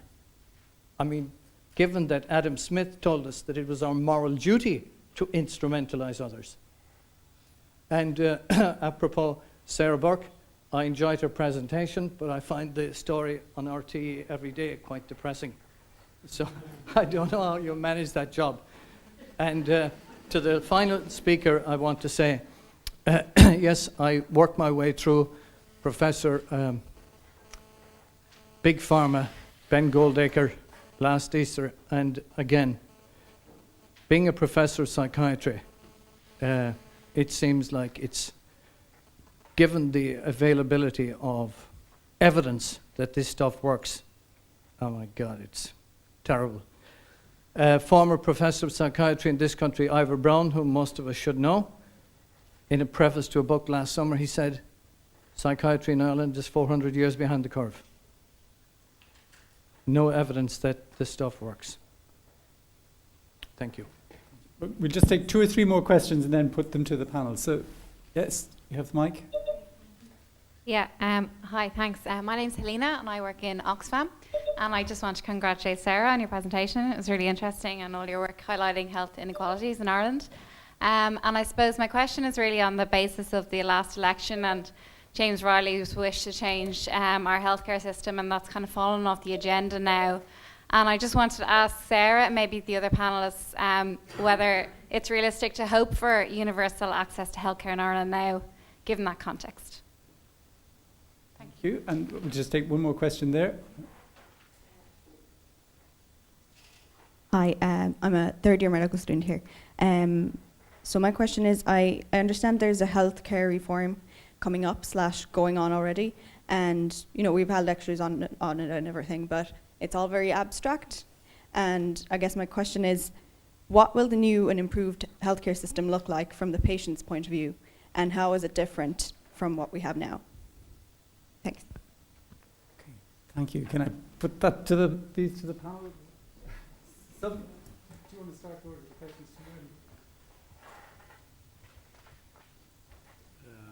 to Here we go. It's not an easy question on a late Friday afternoon, you know, to how do you avoid instrumentalizing human relations. I think what I try to say is a couple of things. One is, I don't think it's all or nothing. There's always an instrumental dimension to human interaction, and I think what I try to say is that's not in and of itself a problem. It's simply just part of how we interact and how we live. But there are lines to be crossed, and there are lines where it's felt that the other dimension, the recognition of the integrity and the competence of the other is lacking or is missing.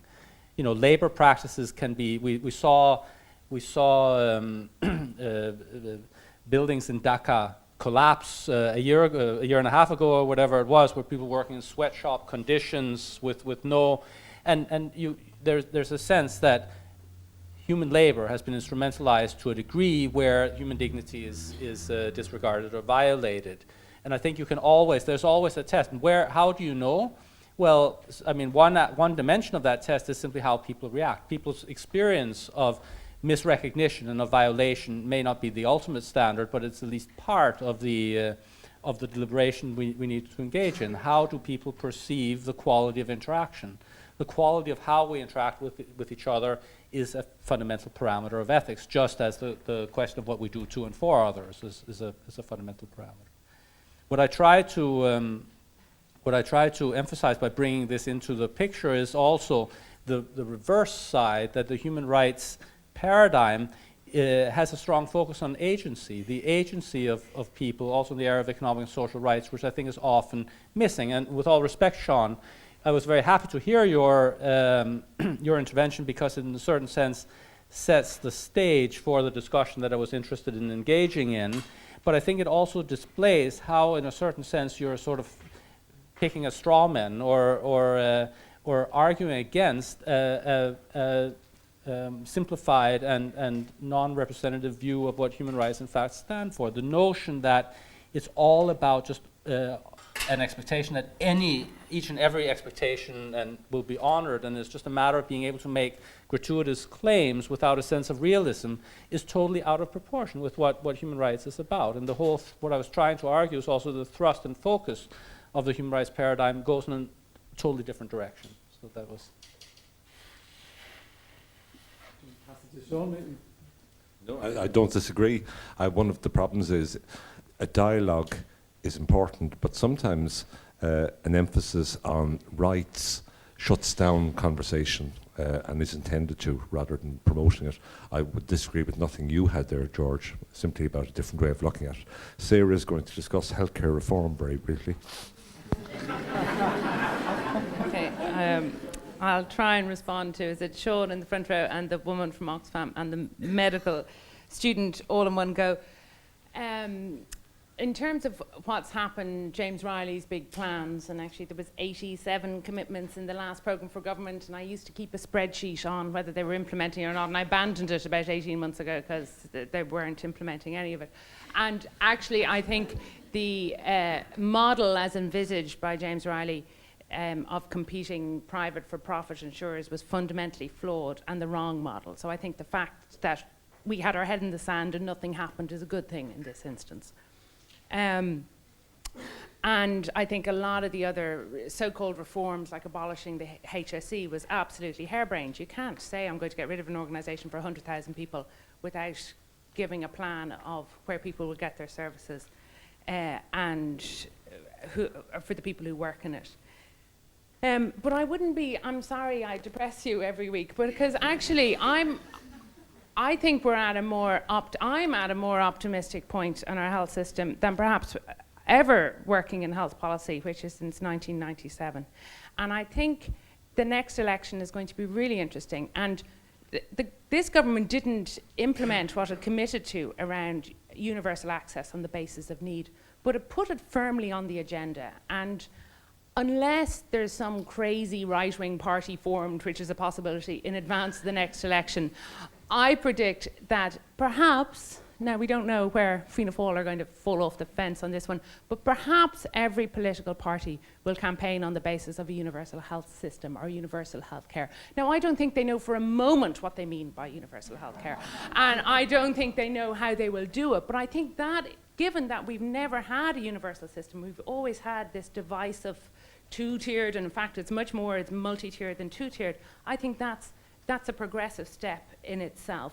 And also I think some of the stuff that has happened, like the research we've done about what happened to the health system, some of that is a good news story, in that the health system, against all the odds, with all the adversity it faced, is still functioning day in, day out for many people. I think the fact that more people have medical cards is a really good thing. I think the silent success story of the health system are the clinical programs, most evident in cancer care, but now in stroke care, in nurse-led epilepsy clinics. So I think there are bits of the health system that are working much better. I think the commitment to free GP care, even for under 6s and over 70s, long delayed and much controversial amongst the GPs, is the most minimal step on the way to universal healthcare. But I think they're positive developments, and I actually think we're in this. All my sort of academic PhD research was about windows of opportunity in health policy, and I think we're in a window of opportunity. Now, we could absolutely sabotage it and go the wrong way, or we could push our politicians into a corner where they have to continue to go down the route of a universal system. In terms of what it will look like, come on. I don't think, the current reforms are irrelevant. Anyway, they're done, they're binned, you know. So I think what's happening now and what the new minister, the relatively new minister, is doing is he's sort of steadying the ship. He's managed not to cut the budget for the first time in 7 or 8 years. And actually, given the amount of turmoil and change that's happened to the health system, that's good enough for now. And I think it's up for grabs in terms of what direction it goes from here. I hope I've cheered you up a little bit.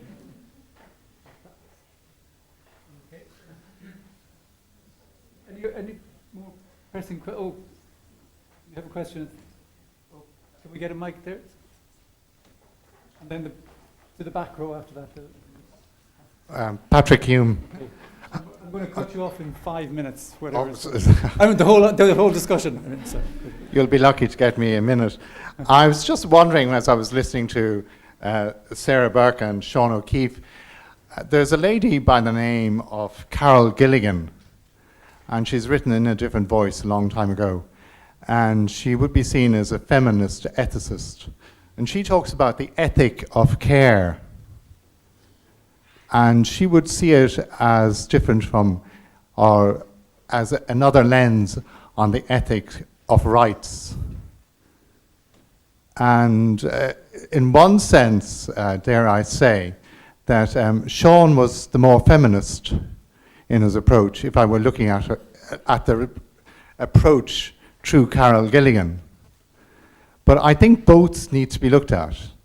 The languages are different. The languages of the engineer is different from the language of the scientist, is different from the language of the doctor, the lawyer. And I think we can value, too, an ethic of care, which she has elaborated from for the past 20 or 30 years. Thanks. And back row. Thank you. Thanks very much. Derek Nolan is my name. I'm the low-life politician at the back. I just want to, and also a student at the Irish Centre for Human Rights, I should point out. The debate I thought was very interesting all day. One of the things that was discussed a lot, in terms of human rights, and what wasn't discussed was the often controversial discussion of within available resources, which is the key tenet in all of the human rights treaties, which is within available resources. And I think between George and Sarah, who have actually, I don't hate you as much now, Sarah, since your last optimistic bit. Oh no, I'm much happier. But our country and our society went through such a huge traumatic economic shock. 18% of our revenues were coming from a false property bubble which disappeared. And the word austerity has been used a lot, this austerity agenda. The austerity agenda in this country was the fact that our tax income versus our expenditure was so out of hilt that we were borrowing 400 million a week to bridge the gap. And 80% of our debts, which we have, aren't related to banks, but are related to us borrowing to make that gap.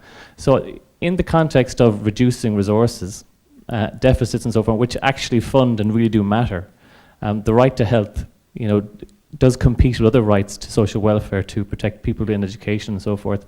And I think it's a bit unfair to say that non-retrogressivity, the ability not to reduce the budget, is an absolute, because I don't think it actually makes economic sense, and I don't think it actually aligns and actually goes within the spirit of the human rights treaties, which talk about, in all times, the maximum available resources. Thank you. Somebody here, and then one more, and then we'll have to... Hi, my name is Mayara. I'm from Brazil, and I think everybody knows that we have a public health system for all, universal. It's not perfect, but I need to use the system here in Ireland and I was a little bit disappointed, because what I feel is that you have the technology, you have the drugs, you have the knowledge, you know the right of health, you have, I think, all the tools, and you cannot construct it. I couldn't understand it. And as much as I study here, and we know that the economic thing is not the most important thing. We have people here. And not just this, is I think that the primary care isn't so expensive as the people are putting here. And you have the factories to make the drugs, and I just don't enter in my mind why you don't have the energy to do the things. Like, I think it's a lack of energy. I would like to do a analogy. It's like I would like to construct a new bathroom in my house, and the people come and put everything. They said I pay before to have some kind of result that I don't know what it will be, but I pay before. And then I have 2 bathtubs, and I have a lot of things that I don't need to use and isn't functional. And I think it's this kind of thing that happened here in Ireland, that isn't functional. And I couldn't believe that, like, with this beautiful university that you have here, with the IT things, that you couldn't have something to take care of, to know how many things you do in your primary care. It's just doesn't enter in my mind that I need to struggle in Brazil to have a computer. And then here you have everything and don't have the system, and there we have the system. It's just, I couldn't understand. And we are 140 times bigger than you, and we have less resources for it. And I just feel that's lack of energy. I couldn't understand. If you could, it's for out the table.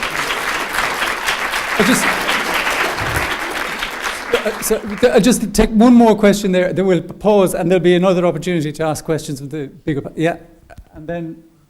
My question is directed to Professor Bartlett. My name is Piers Gooding. I'm a research associate at the Centre for Disability Law and Policy. And excuse me, I have a cold at the moment, so my voice is a bit funny. But my question centres around the changes brought by the CRPD, that is the Convention on the Rights of Persons with Disabilities, which, as you rightly point out, really bring a sort of theoretical upheaval to mental health law. And at the same time, in the last 5 or 6 years, we've seen a critical appraisal of psychiatry and sort of these kind of biomedical approaches to mental distress and mental health crises. And we see that particularly with the crisis around the DSM, the Diagnostic Statistic Manual, and the release by the British Psychological Society of sort of alternative ways of looking at mental health crisis and psychosis. But despite the theoretical upheaval brought by the convention and this dovetailing sort of critical approach to psychiatry and mainstream approaches to mental health, have you seen in mental health law and policy around the world much change? And do you foresee a great deal of change in response to these changes? Thank you. Okay. We'll let you respond to that, and maybe we'll take a break. Some of the other questions may come back in the discussion that's coming afterwards. Sorry, no. I think perhaps the reason is because those debates are happening within very specific professional groups.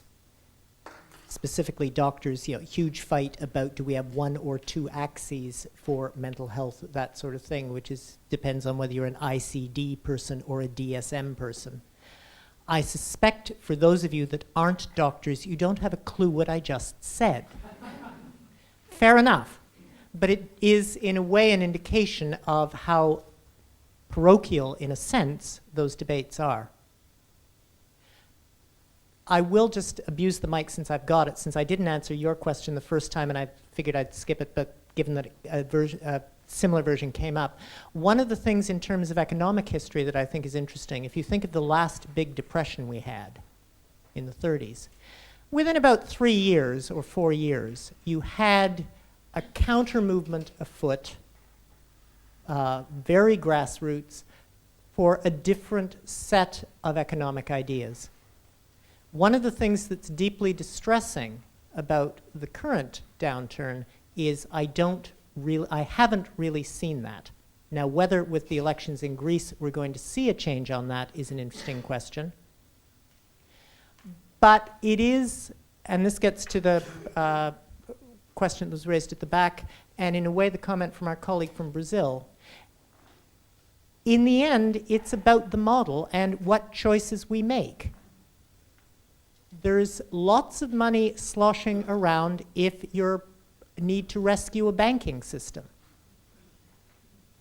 And I know banking systems are important. I don't want to sound silly about that. But at the same time, people are also important.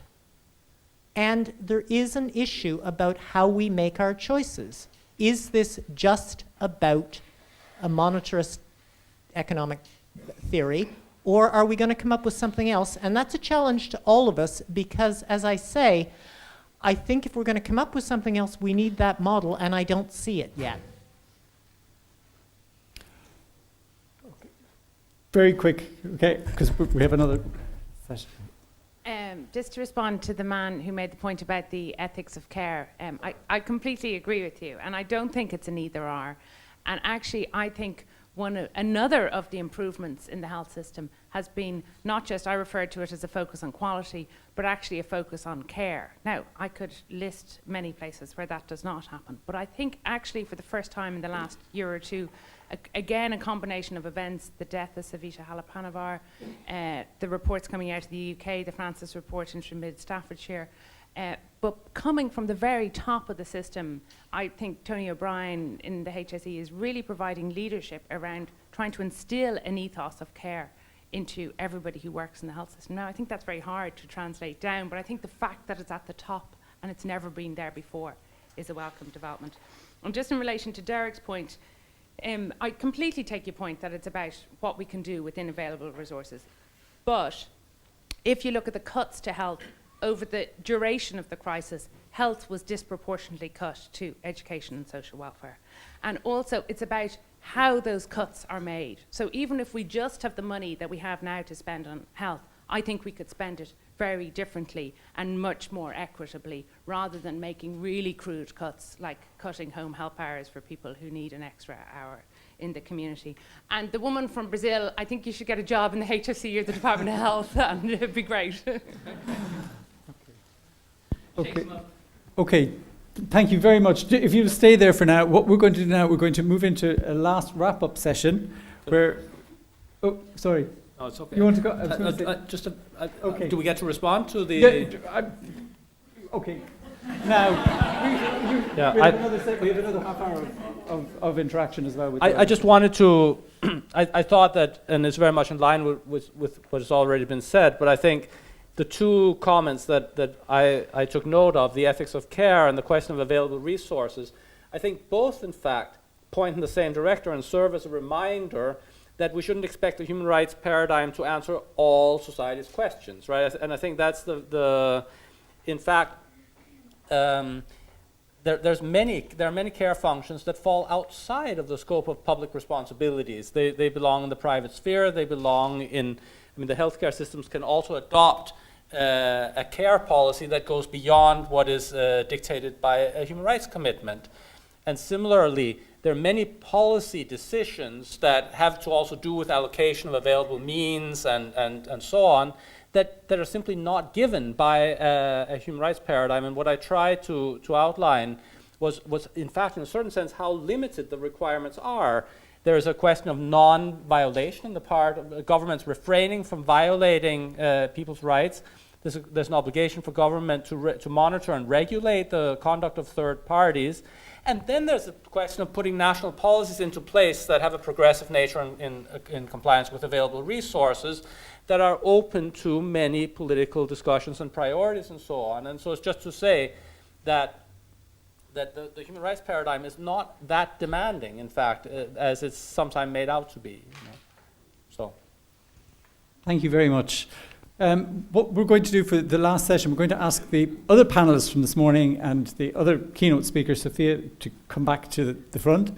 Roisin Boyd, who's a broadcaster, lecturer, and communications advocate, is going to try to reflect back what we've discussed. and take some more comments and questions from the audience as well. So I'll invite you to come up again. Thank you.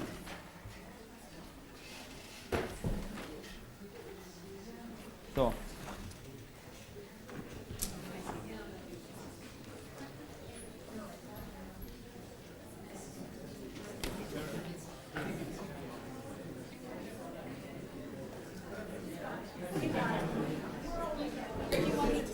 Do you want to stand here? Or do you want to talk, whatever you'd like to? And Yeah, I'll take my people, I'm sorry. Not at all, no. Is this work? Not at all. It is fascinating. One of the ones, Irish radio. Oh, will you open? The protesters are present here.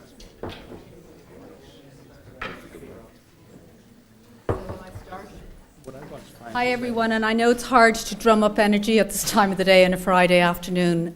First of all, before we start the question and answer session, I just thought it might be useful to recap on the day's contributions.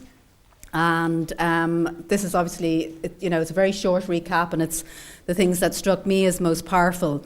One of the themes that has run through the day, I think, and has actually contributed to why this is such an incredible day. So personally, I found it really a remarkable day, and I want to thank both Diarmuid and Michael for making this day so fantastic and so accessible.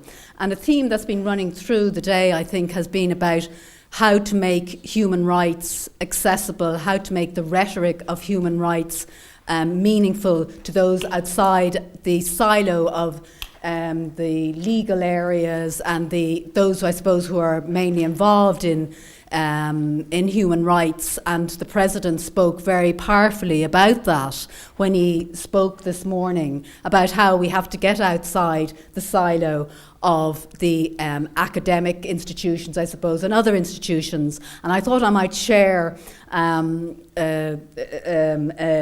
a description that is used by my colleagues in the media. I told Diarmuid about this last night, and he was kind of, I think, a bit shocked. I worked in RT for a number of years, and I was known as somebody who had a bit of an obsession about human rights, about international news. And as you probably know, in Ireland, we tend, I think, to be very parochial about our politics and about our current affairs coverage. And unless it has an Irish link, often, that story will not be covered. So there might be a huge disaster, let's say, in some country outside Europe, and the first question is often, well, how many Irish people are there, or can we get an Irish missionary, or can we get an Irish human rights activist, rather than maybe the people who are actually living in the country and who are experiencing what's happening there. So often I would try and raise maybe some issue at our editorial meetings, and the response might have been WBD. And that means worthy but dull. So that was a killer, obviously. They say, yeah, it's a very worthy issue, Roisin, but we really don't want to cover it because we can't make it sexy. So I think the fact that this discussion today and this seminar, this conference, has been so accessible is a real credit to those of you who organised it. So what I did is I made some notes. I was very assiduous throughout the day, my journalistic training, and I just thought I might try and recap very briefly on what each of the speakers, or some of the elements of what the speakers spoke to. As I said, the President spoke very powerfully, I think, about bringing human rights outside the silo of the legal and academic spheres. And he reminded us of what the ethics initiative, what it is about, and it's about shaping Ireland's shared future, which is a huge topic and a huge aspiration, but one I think that is really important and very important for all of us today, given the very, very difficult times I think we live in, the crisis in Europe, around the world with austerity, that we do manage to hold on to a vision. And he spoke to that. And he also talked, of course, about, the sustainability issue and the issues around economics and people saying we can't afford human rights. And one of the expressions that he used today I thought was just really powerful was the invisible fists of the markets. And obviously this is something that we're all very aware of, when we talk about human rights, when we talk about change, that, the issue that's raised is about resources and about whether we have the capacity to make those changes. And Michael O'Flaherty, though, I thought spoke very well to this when he spoke this morning, saying that what we're talking about is that we need to change things, that there needs to be changed. And I think we have to keep that uppermost in our minds. Going on then, moving on to some of the other speakers, and it went again, the whole theme of language, the language we use when we talk about people whose human rights are ignored or abused. That was quite controversial, I think, during the day, and was very interesting because the President said he doesn't like the term marginalised. Other people use the term marginalised. And I actually liked the term that President Michael D. Higgins used, which was the wounded, how we actually bring in those who have been deeply wounded. So some people mightn't like that. And obviously, you know, the main thing I think is that those voices, the voices of people who have been marginalised or who are marginalised, that their voices are uppermost in this discussion, that they're heard, that they are that they're at the centre of the discourse. So let me, sorry now, there's a lot here. So Sophia gave an amazing talk, I think, and her contribution was very, very powerful.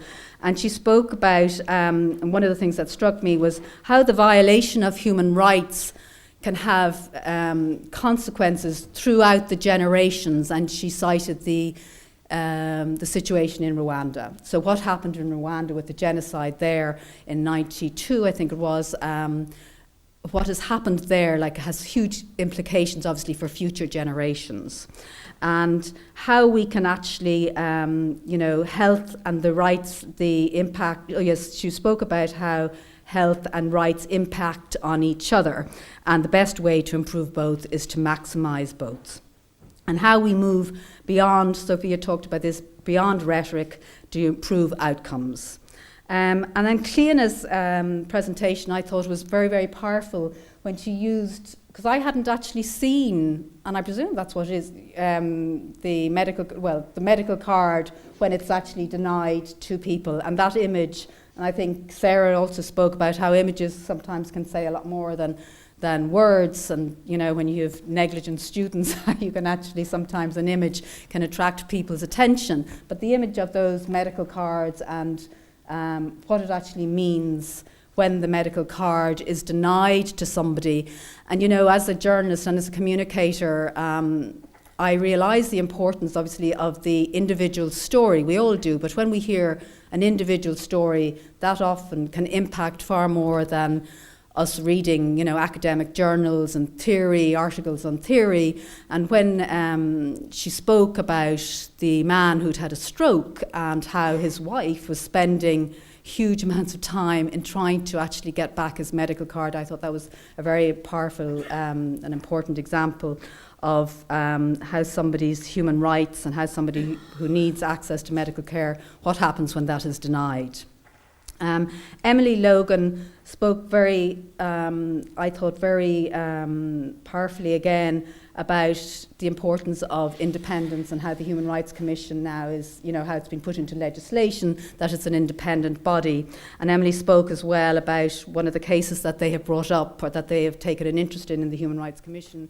And again, I wasn't aware of this case, and the way she spoke about it certainly was very striking about the prisoner who is segregated, supposedly for his own good and also for the good of other prisoners, and this man is segregated for 24 hours a day. And I just think that certainly is something that stays with one. And she also spoke about her visits to direct provision centres, because this is a huge issue in Ireland at the moment, and has received a lot of publicity, which, as Emily said, has contributed to the dialogue on this issue, and hopefully there will be a lot of change. And I know Derek Nolan has taken a big interest in this.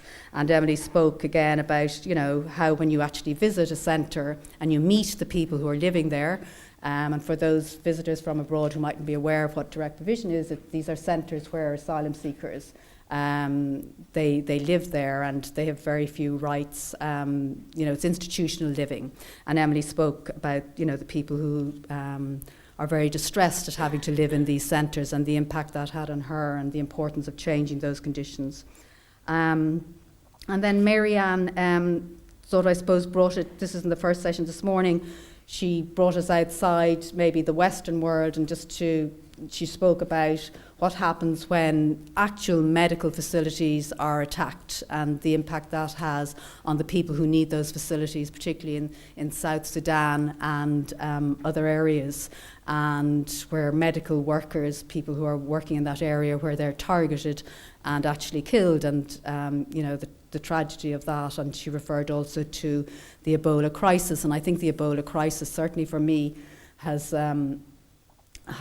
brought home the inequality, global inequality, in terms of access to health, and how a disease like Ebola, the impact it has on the people living in countries where they're affected in Africa. And I was talking to Dermot about this. He's worked in Sierra Leone with people who are affected by Ebola. And much as one would laud those people who, Westerners or people from the north who go to those countries to help, if they are affected, they're airlifted out and given medical attention, where people who are living in those countries, they have to go, they have to continue day after day. And Dermot last night was talking about his colleagues in Sierra Leone, medical colleagues, and they'd actually lost, maybe their wife or their husband through Ebola, but they still continued to help and to assist people who are affected, and that that's something I think that we need to be very mindful of. So then going to this quickly running on to this afternoon session, where George gave a very interesting presentation on the whole issue of ethics and human rights, and spoke about the norms that we as human beings should uphold, and about the empowerment dimension, and how social justice had been a very important part of the morning session, but that wasn't something I think that he was addressing in the afternoon session. And the Kantian notion of respect for people, how this is, sort of very much at the centre of these discussions. And actually, just before I move on, one of the things that Emily Logan mentioned, that really stayed with me, and I don't know if people picked up on it, because I actually just asked her about it again this afternoon, as an illustration of inequality and in our health system, was how when Emily worked in Temple Street Children's Hospital, I think it was in the 80s, how she was instructed by a matron to give a cup of tea to a patient because that patient was a VHI patient. And I just think that's a very stark example of the inequality. It's a small example, but it's a stark example of inequality in the health system, that somebody who didn't have VHI mightn't get a cup of tea. And giving somebody a cup of tea, I think, is very much, we would see it as an act of kindness that you would extend to everybody. So then Sarah spoke. Sean gave a very, very interesting and provocative, that certainly woke me up. I hadn't been expecting it. And I have to say that, it was really, really interesting. And Shane spoke about how he's sceptical about the right to health. And maybe he's talking in some way, Sean, about, and I think you're right to an extent, that there is a lot of rhetoric, and maybe we can tend to be very politically correct in this area. And he raised some really interesting and stark examples. And one of them being that certainly our health service here in Ireland would not survive without the healthcare workers who have come from mainly countries outside the north, particularly Filipino nurses and doctors who are here supporting our health system. But what does that mean for their health systems in their own countries? And I thought that was a very powerful image, and no doubt there will be some more discussion on that. And then Sarah spoke about the impact of austerity on our health system, and how the Irish health system is particularly difficult to negotiate. And I certainly found her statistics very stark, and I didn't know a lot about that, like they were at the bottom of a lot of those league tables, and that's kind of distressing. But she did end on an optimistic note, saying that you think things are going to get better unless there's the establishment of a far-right party in Ireland. So let's hope that doesn't happen. UKIP doesn't come to Ireland. And then finally, Peter Bartlett raised some really, really interesting questions, I think, and very provocative questions, and really important questions on the care of people with mental health issues and capacity issues. And as you said, Peter, and I think I will end with this, what's really, really important is The real issue, he said, is care. And why can't we provide care for people who want that care? And he said that maybe is the main ethical, I hope I've got this right, main ethical question. Why can't we do that? So I will stop now and invite questions from the audience, or if any of the panelists would like to make some other points. So are there any questions? Yeah, up there. Hi, yeah, I'd just like to raise the issue of how you fund a nationwide health service at all without the inherently coercive means of taxation. And I feel like this is kind of an issue that should be, comprehensively dealt with before one is entitled to kind of wage rhetorical war on a market-based So are you approach. saying that the possibility of raising taxes? Like raising funds for a health system through taxes, I think, is something that's, like the fact that that's inherently coercive is sometimes kind of ignored, I think. I'm just wondering how the panelists would deal with that. Would anybody like to start the ball rolling? What do you mean by coercive? The fact that it's not voluntary and is done under the threat of violence through, like, imprisonment if you don't comply. Oh. I totally missed that question.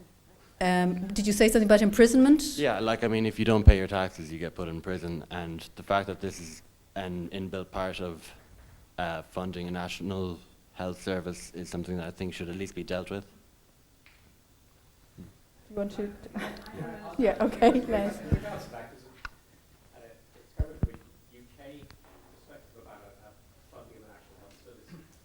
Almost any kind of social care system, whether it's health, social security, you can have a universal system which has the virtues of being simple, easier to administer and fair, and the problem of cost, which you brought up.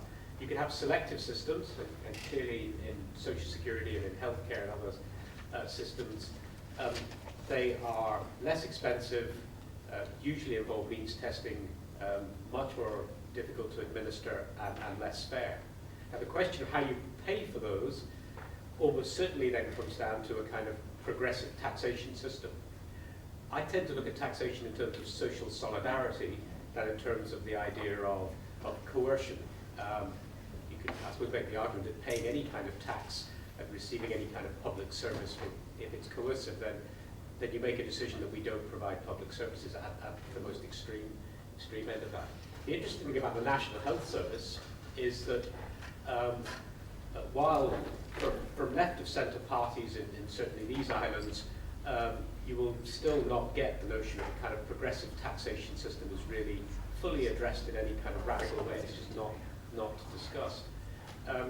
What interests me about the National Health Service, which is a universal system both in Northern Ireland and in the UK, is while there is private healthcare and while there are some two-tier health systems, it's nothing like as stark as in Ireland.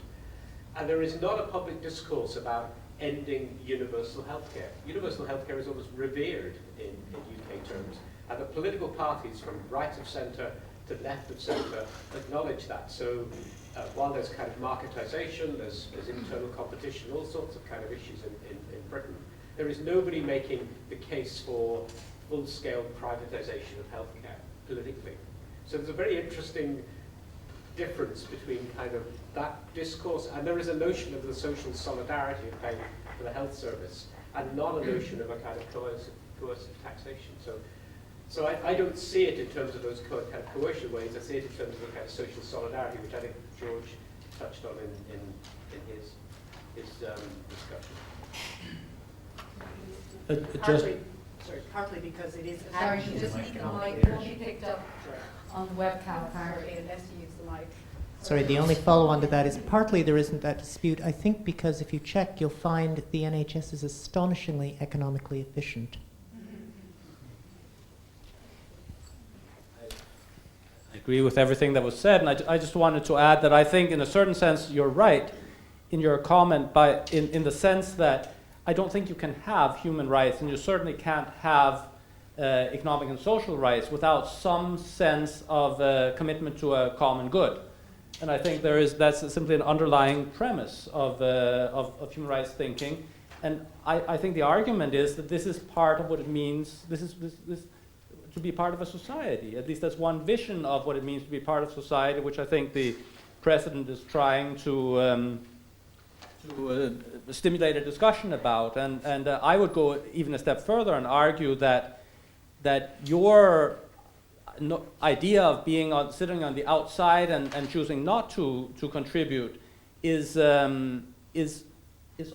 also something that happens in the context. I mean, your wealth and your everything else also comes from membership of a society that you owe something back to in return. The idea that you can isolate yourself and then decide whether you want to contribute or not is maybe in and of itself a fiction, but that's another discussion. Anybody else want to talk about it?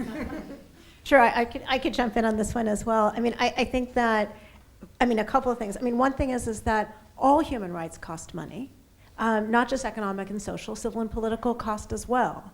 And I think that what I get nervous about with your question isn't the question, but it's the ultimate where that could take us. Because where I go with this, is, well, if it's not just health, it's also education, it's also social services, it's every sense of safety net for people, for any of us, that we might need at any particular time. And if you remove the notion of taxation, or let's call it a different way, in another place, if it's not taxation, it's resources that come from some other means. And however it is that those resources come into a country, the implication of it is the fact that it's because people need those services. And so I think my question back becomes not about taxation, but is your question actually to get rid of making services available to people who need them?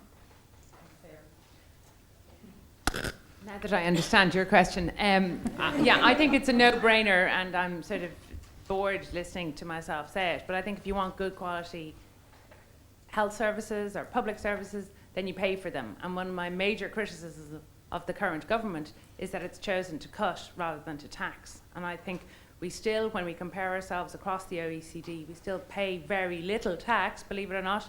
And yes, I think people who can afford to have to pay more if we want a better health system, absolutely, including you. Okay.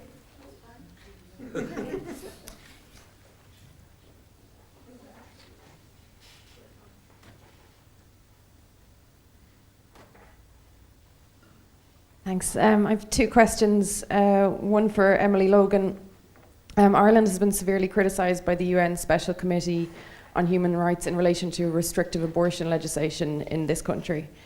I think there are parallels to be drawn between the Protection of Life Bill and the limited legislation that was introduced by the Haughey government in relation to the sale of condoms, which was described at the time by Haughey as an Irish solution to an Irish problem. I just want to assert that sexual and reproductive rights are acknowledged by the UN and the World Health Organization as human rights, and as such, what will your office be doing to address the issues surrounding abortion legislation in this country, or around the issue in general? And I just have a question then for Sarah, as to, do you think it would be feasible to have an NHS-style system in this country? And if so, how would that work, or what obstacles are in place to establishing such a system?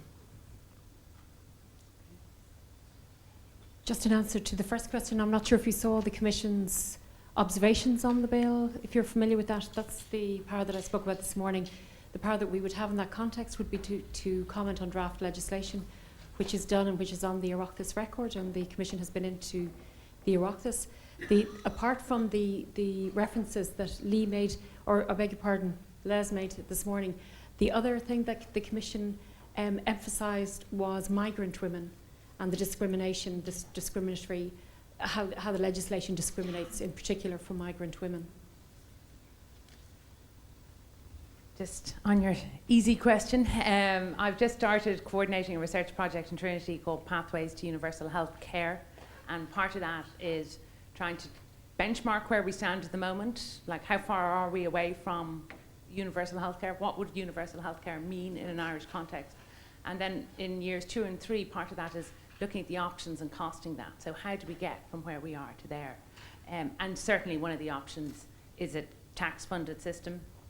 It might be the easiest, more straightforward system The really big obstacle to doing that at the moment is the 45% of the population who have private health insurance, even though they only contribute to 8% of the entire cost of healthcare. But politicians aren't going to stand up to that lobby because they're the wealthier people who vote and often who run the health system. And I think we've room just for one more. Well, okay, we'll take two. That's it then, yeah. I think you had your hand up for the man in the blue shirt, yeah, first.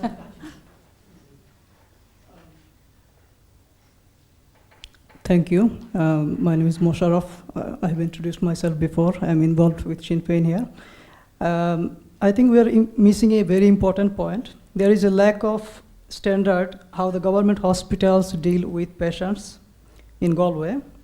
I have heard from many of my friends, they were saying people usually wait hours to receive services there, even at the emergency department. I think which should change and constantly monitored by an independent authority. Thank you. And is there a question? Do you want to ask somebody the question? Okay. Do you think they should be monitored, is it? Okay. So, do you want to take action? The people waiting, I think, is it? On the waiting. Fine. We have a lot of problems in Galway, and certainly if monitoring is going to lead to extra resources to deal with the problem, then bring it on. Okay, and then, I'm sorry, okay, I'll take you then, and that's going to be the last question, I think, yeah? This lady here.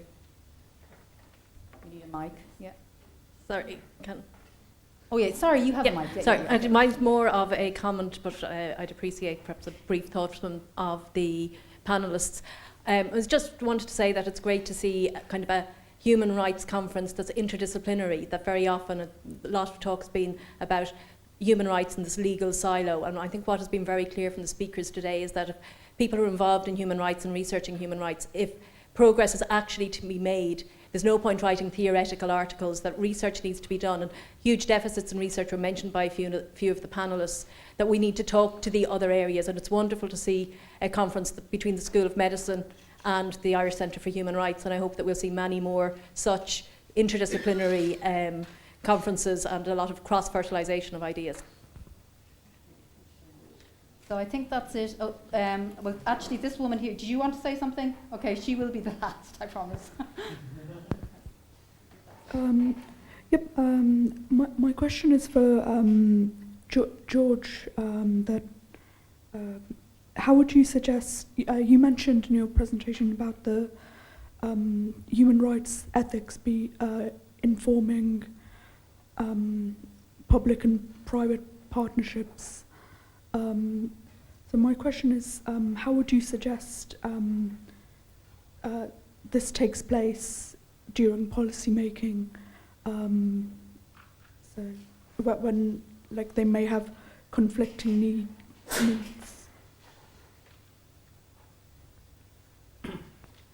I think what I was trying to say was that the protection of and promotion of human rights happens in an interplay with market forces and I think in many ways that should be seen as a positive. I mean, of course, there are times when it looks as if private interests are moving in the opposite direction, the tobacco lobby or whatever. There could be many examples, but by and large, there's a complementarity between government regulation and a vibrant and dynamic private sector, and I don't think that should in any way be seen as a problem. In fact, it's the other way around, and I think it's a sort of benefit coming from both sides, and so it's a matter of course, getting the degree and focus of government intervention or in legislation right, but it's not an either or. That's all I was trying to say really in that regard, and I took the example of research as an area where there's an obvious need for complementarity from both sides. I'm in total support of what you're saying, and I'm wondering, listening to you, I wonder about a watchdog role, which doesn't yet exist in terms of public-private partnerships. And I think that there's something to be said about the fact that human rights is really a framework we understand for the state actors, and whether we could bring more into the private partnerships to think about ethics as a framework for those actors, and whether there's something in terms of a role for you who are interested in this to actually think about how is it that you could monitor this and how you could bring ethics and rights together to actually see what's happening with public-private partnerships. I think it's a phenomenal question, and I just think it's not something that is yet being done.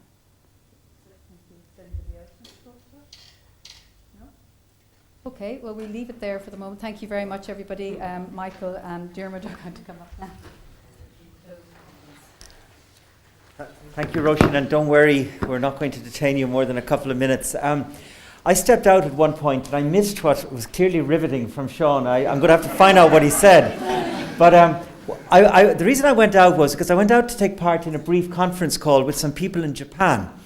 And after a certain few minutes, they said, could you stop now? Because we're watching this conference online, and they wanted to get back to it. So I think that's testimony to the remarkable engagement on the internet and in social media. You maybe haven't been following it, but the tweets are flying around about this conference. And that's testimony to the quality of all of you and to the engagement and the dialogue.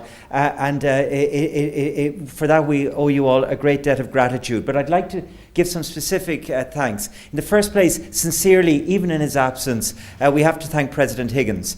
It was his willingness to embrace this event under his ethics initiative that gave it the status which allowed it to have the impact that it has. It also allowed us to get money off our betters, which we probably wouldn't have got if it hadn't been for the association with the President and his initiative.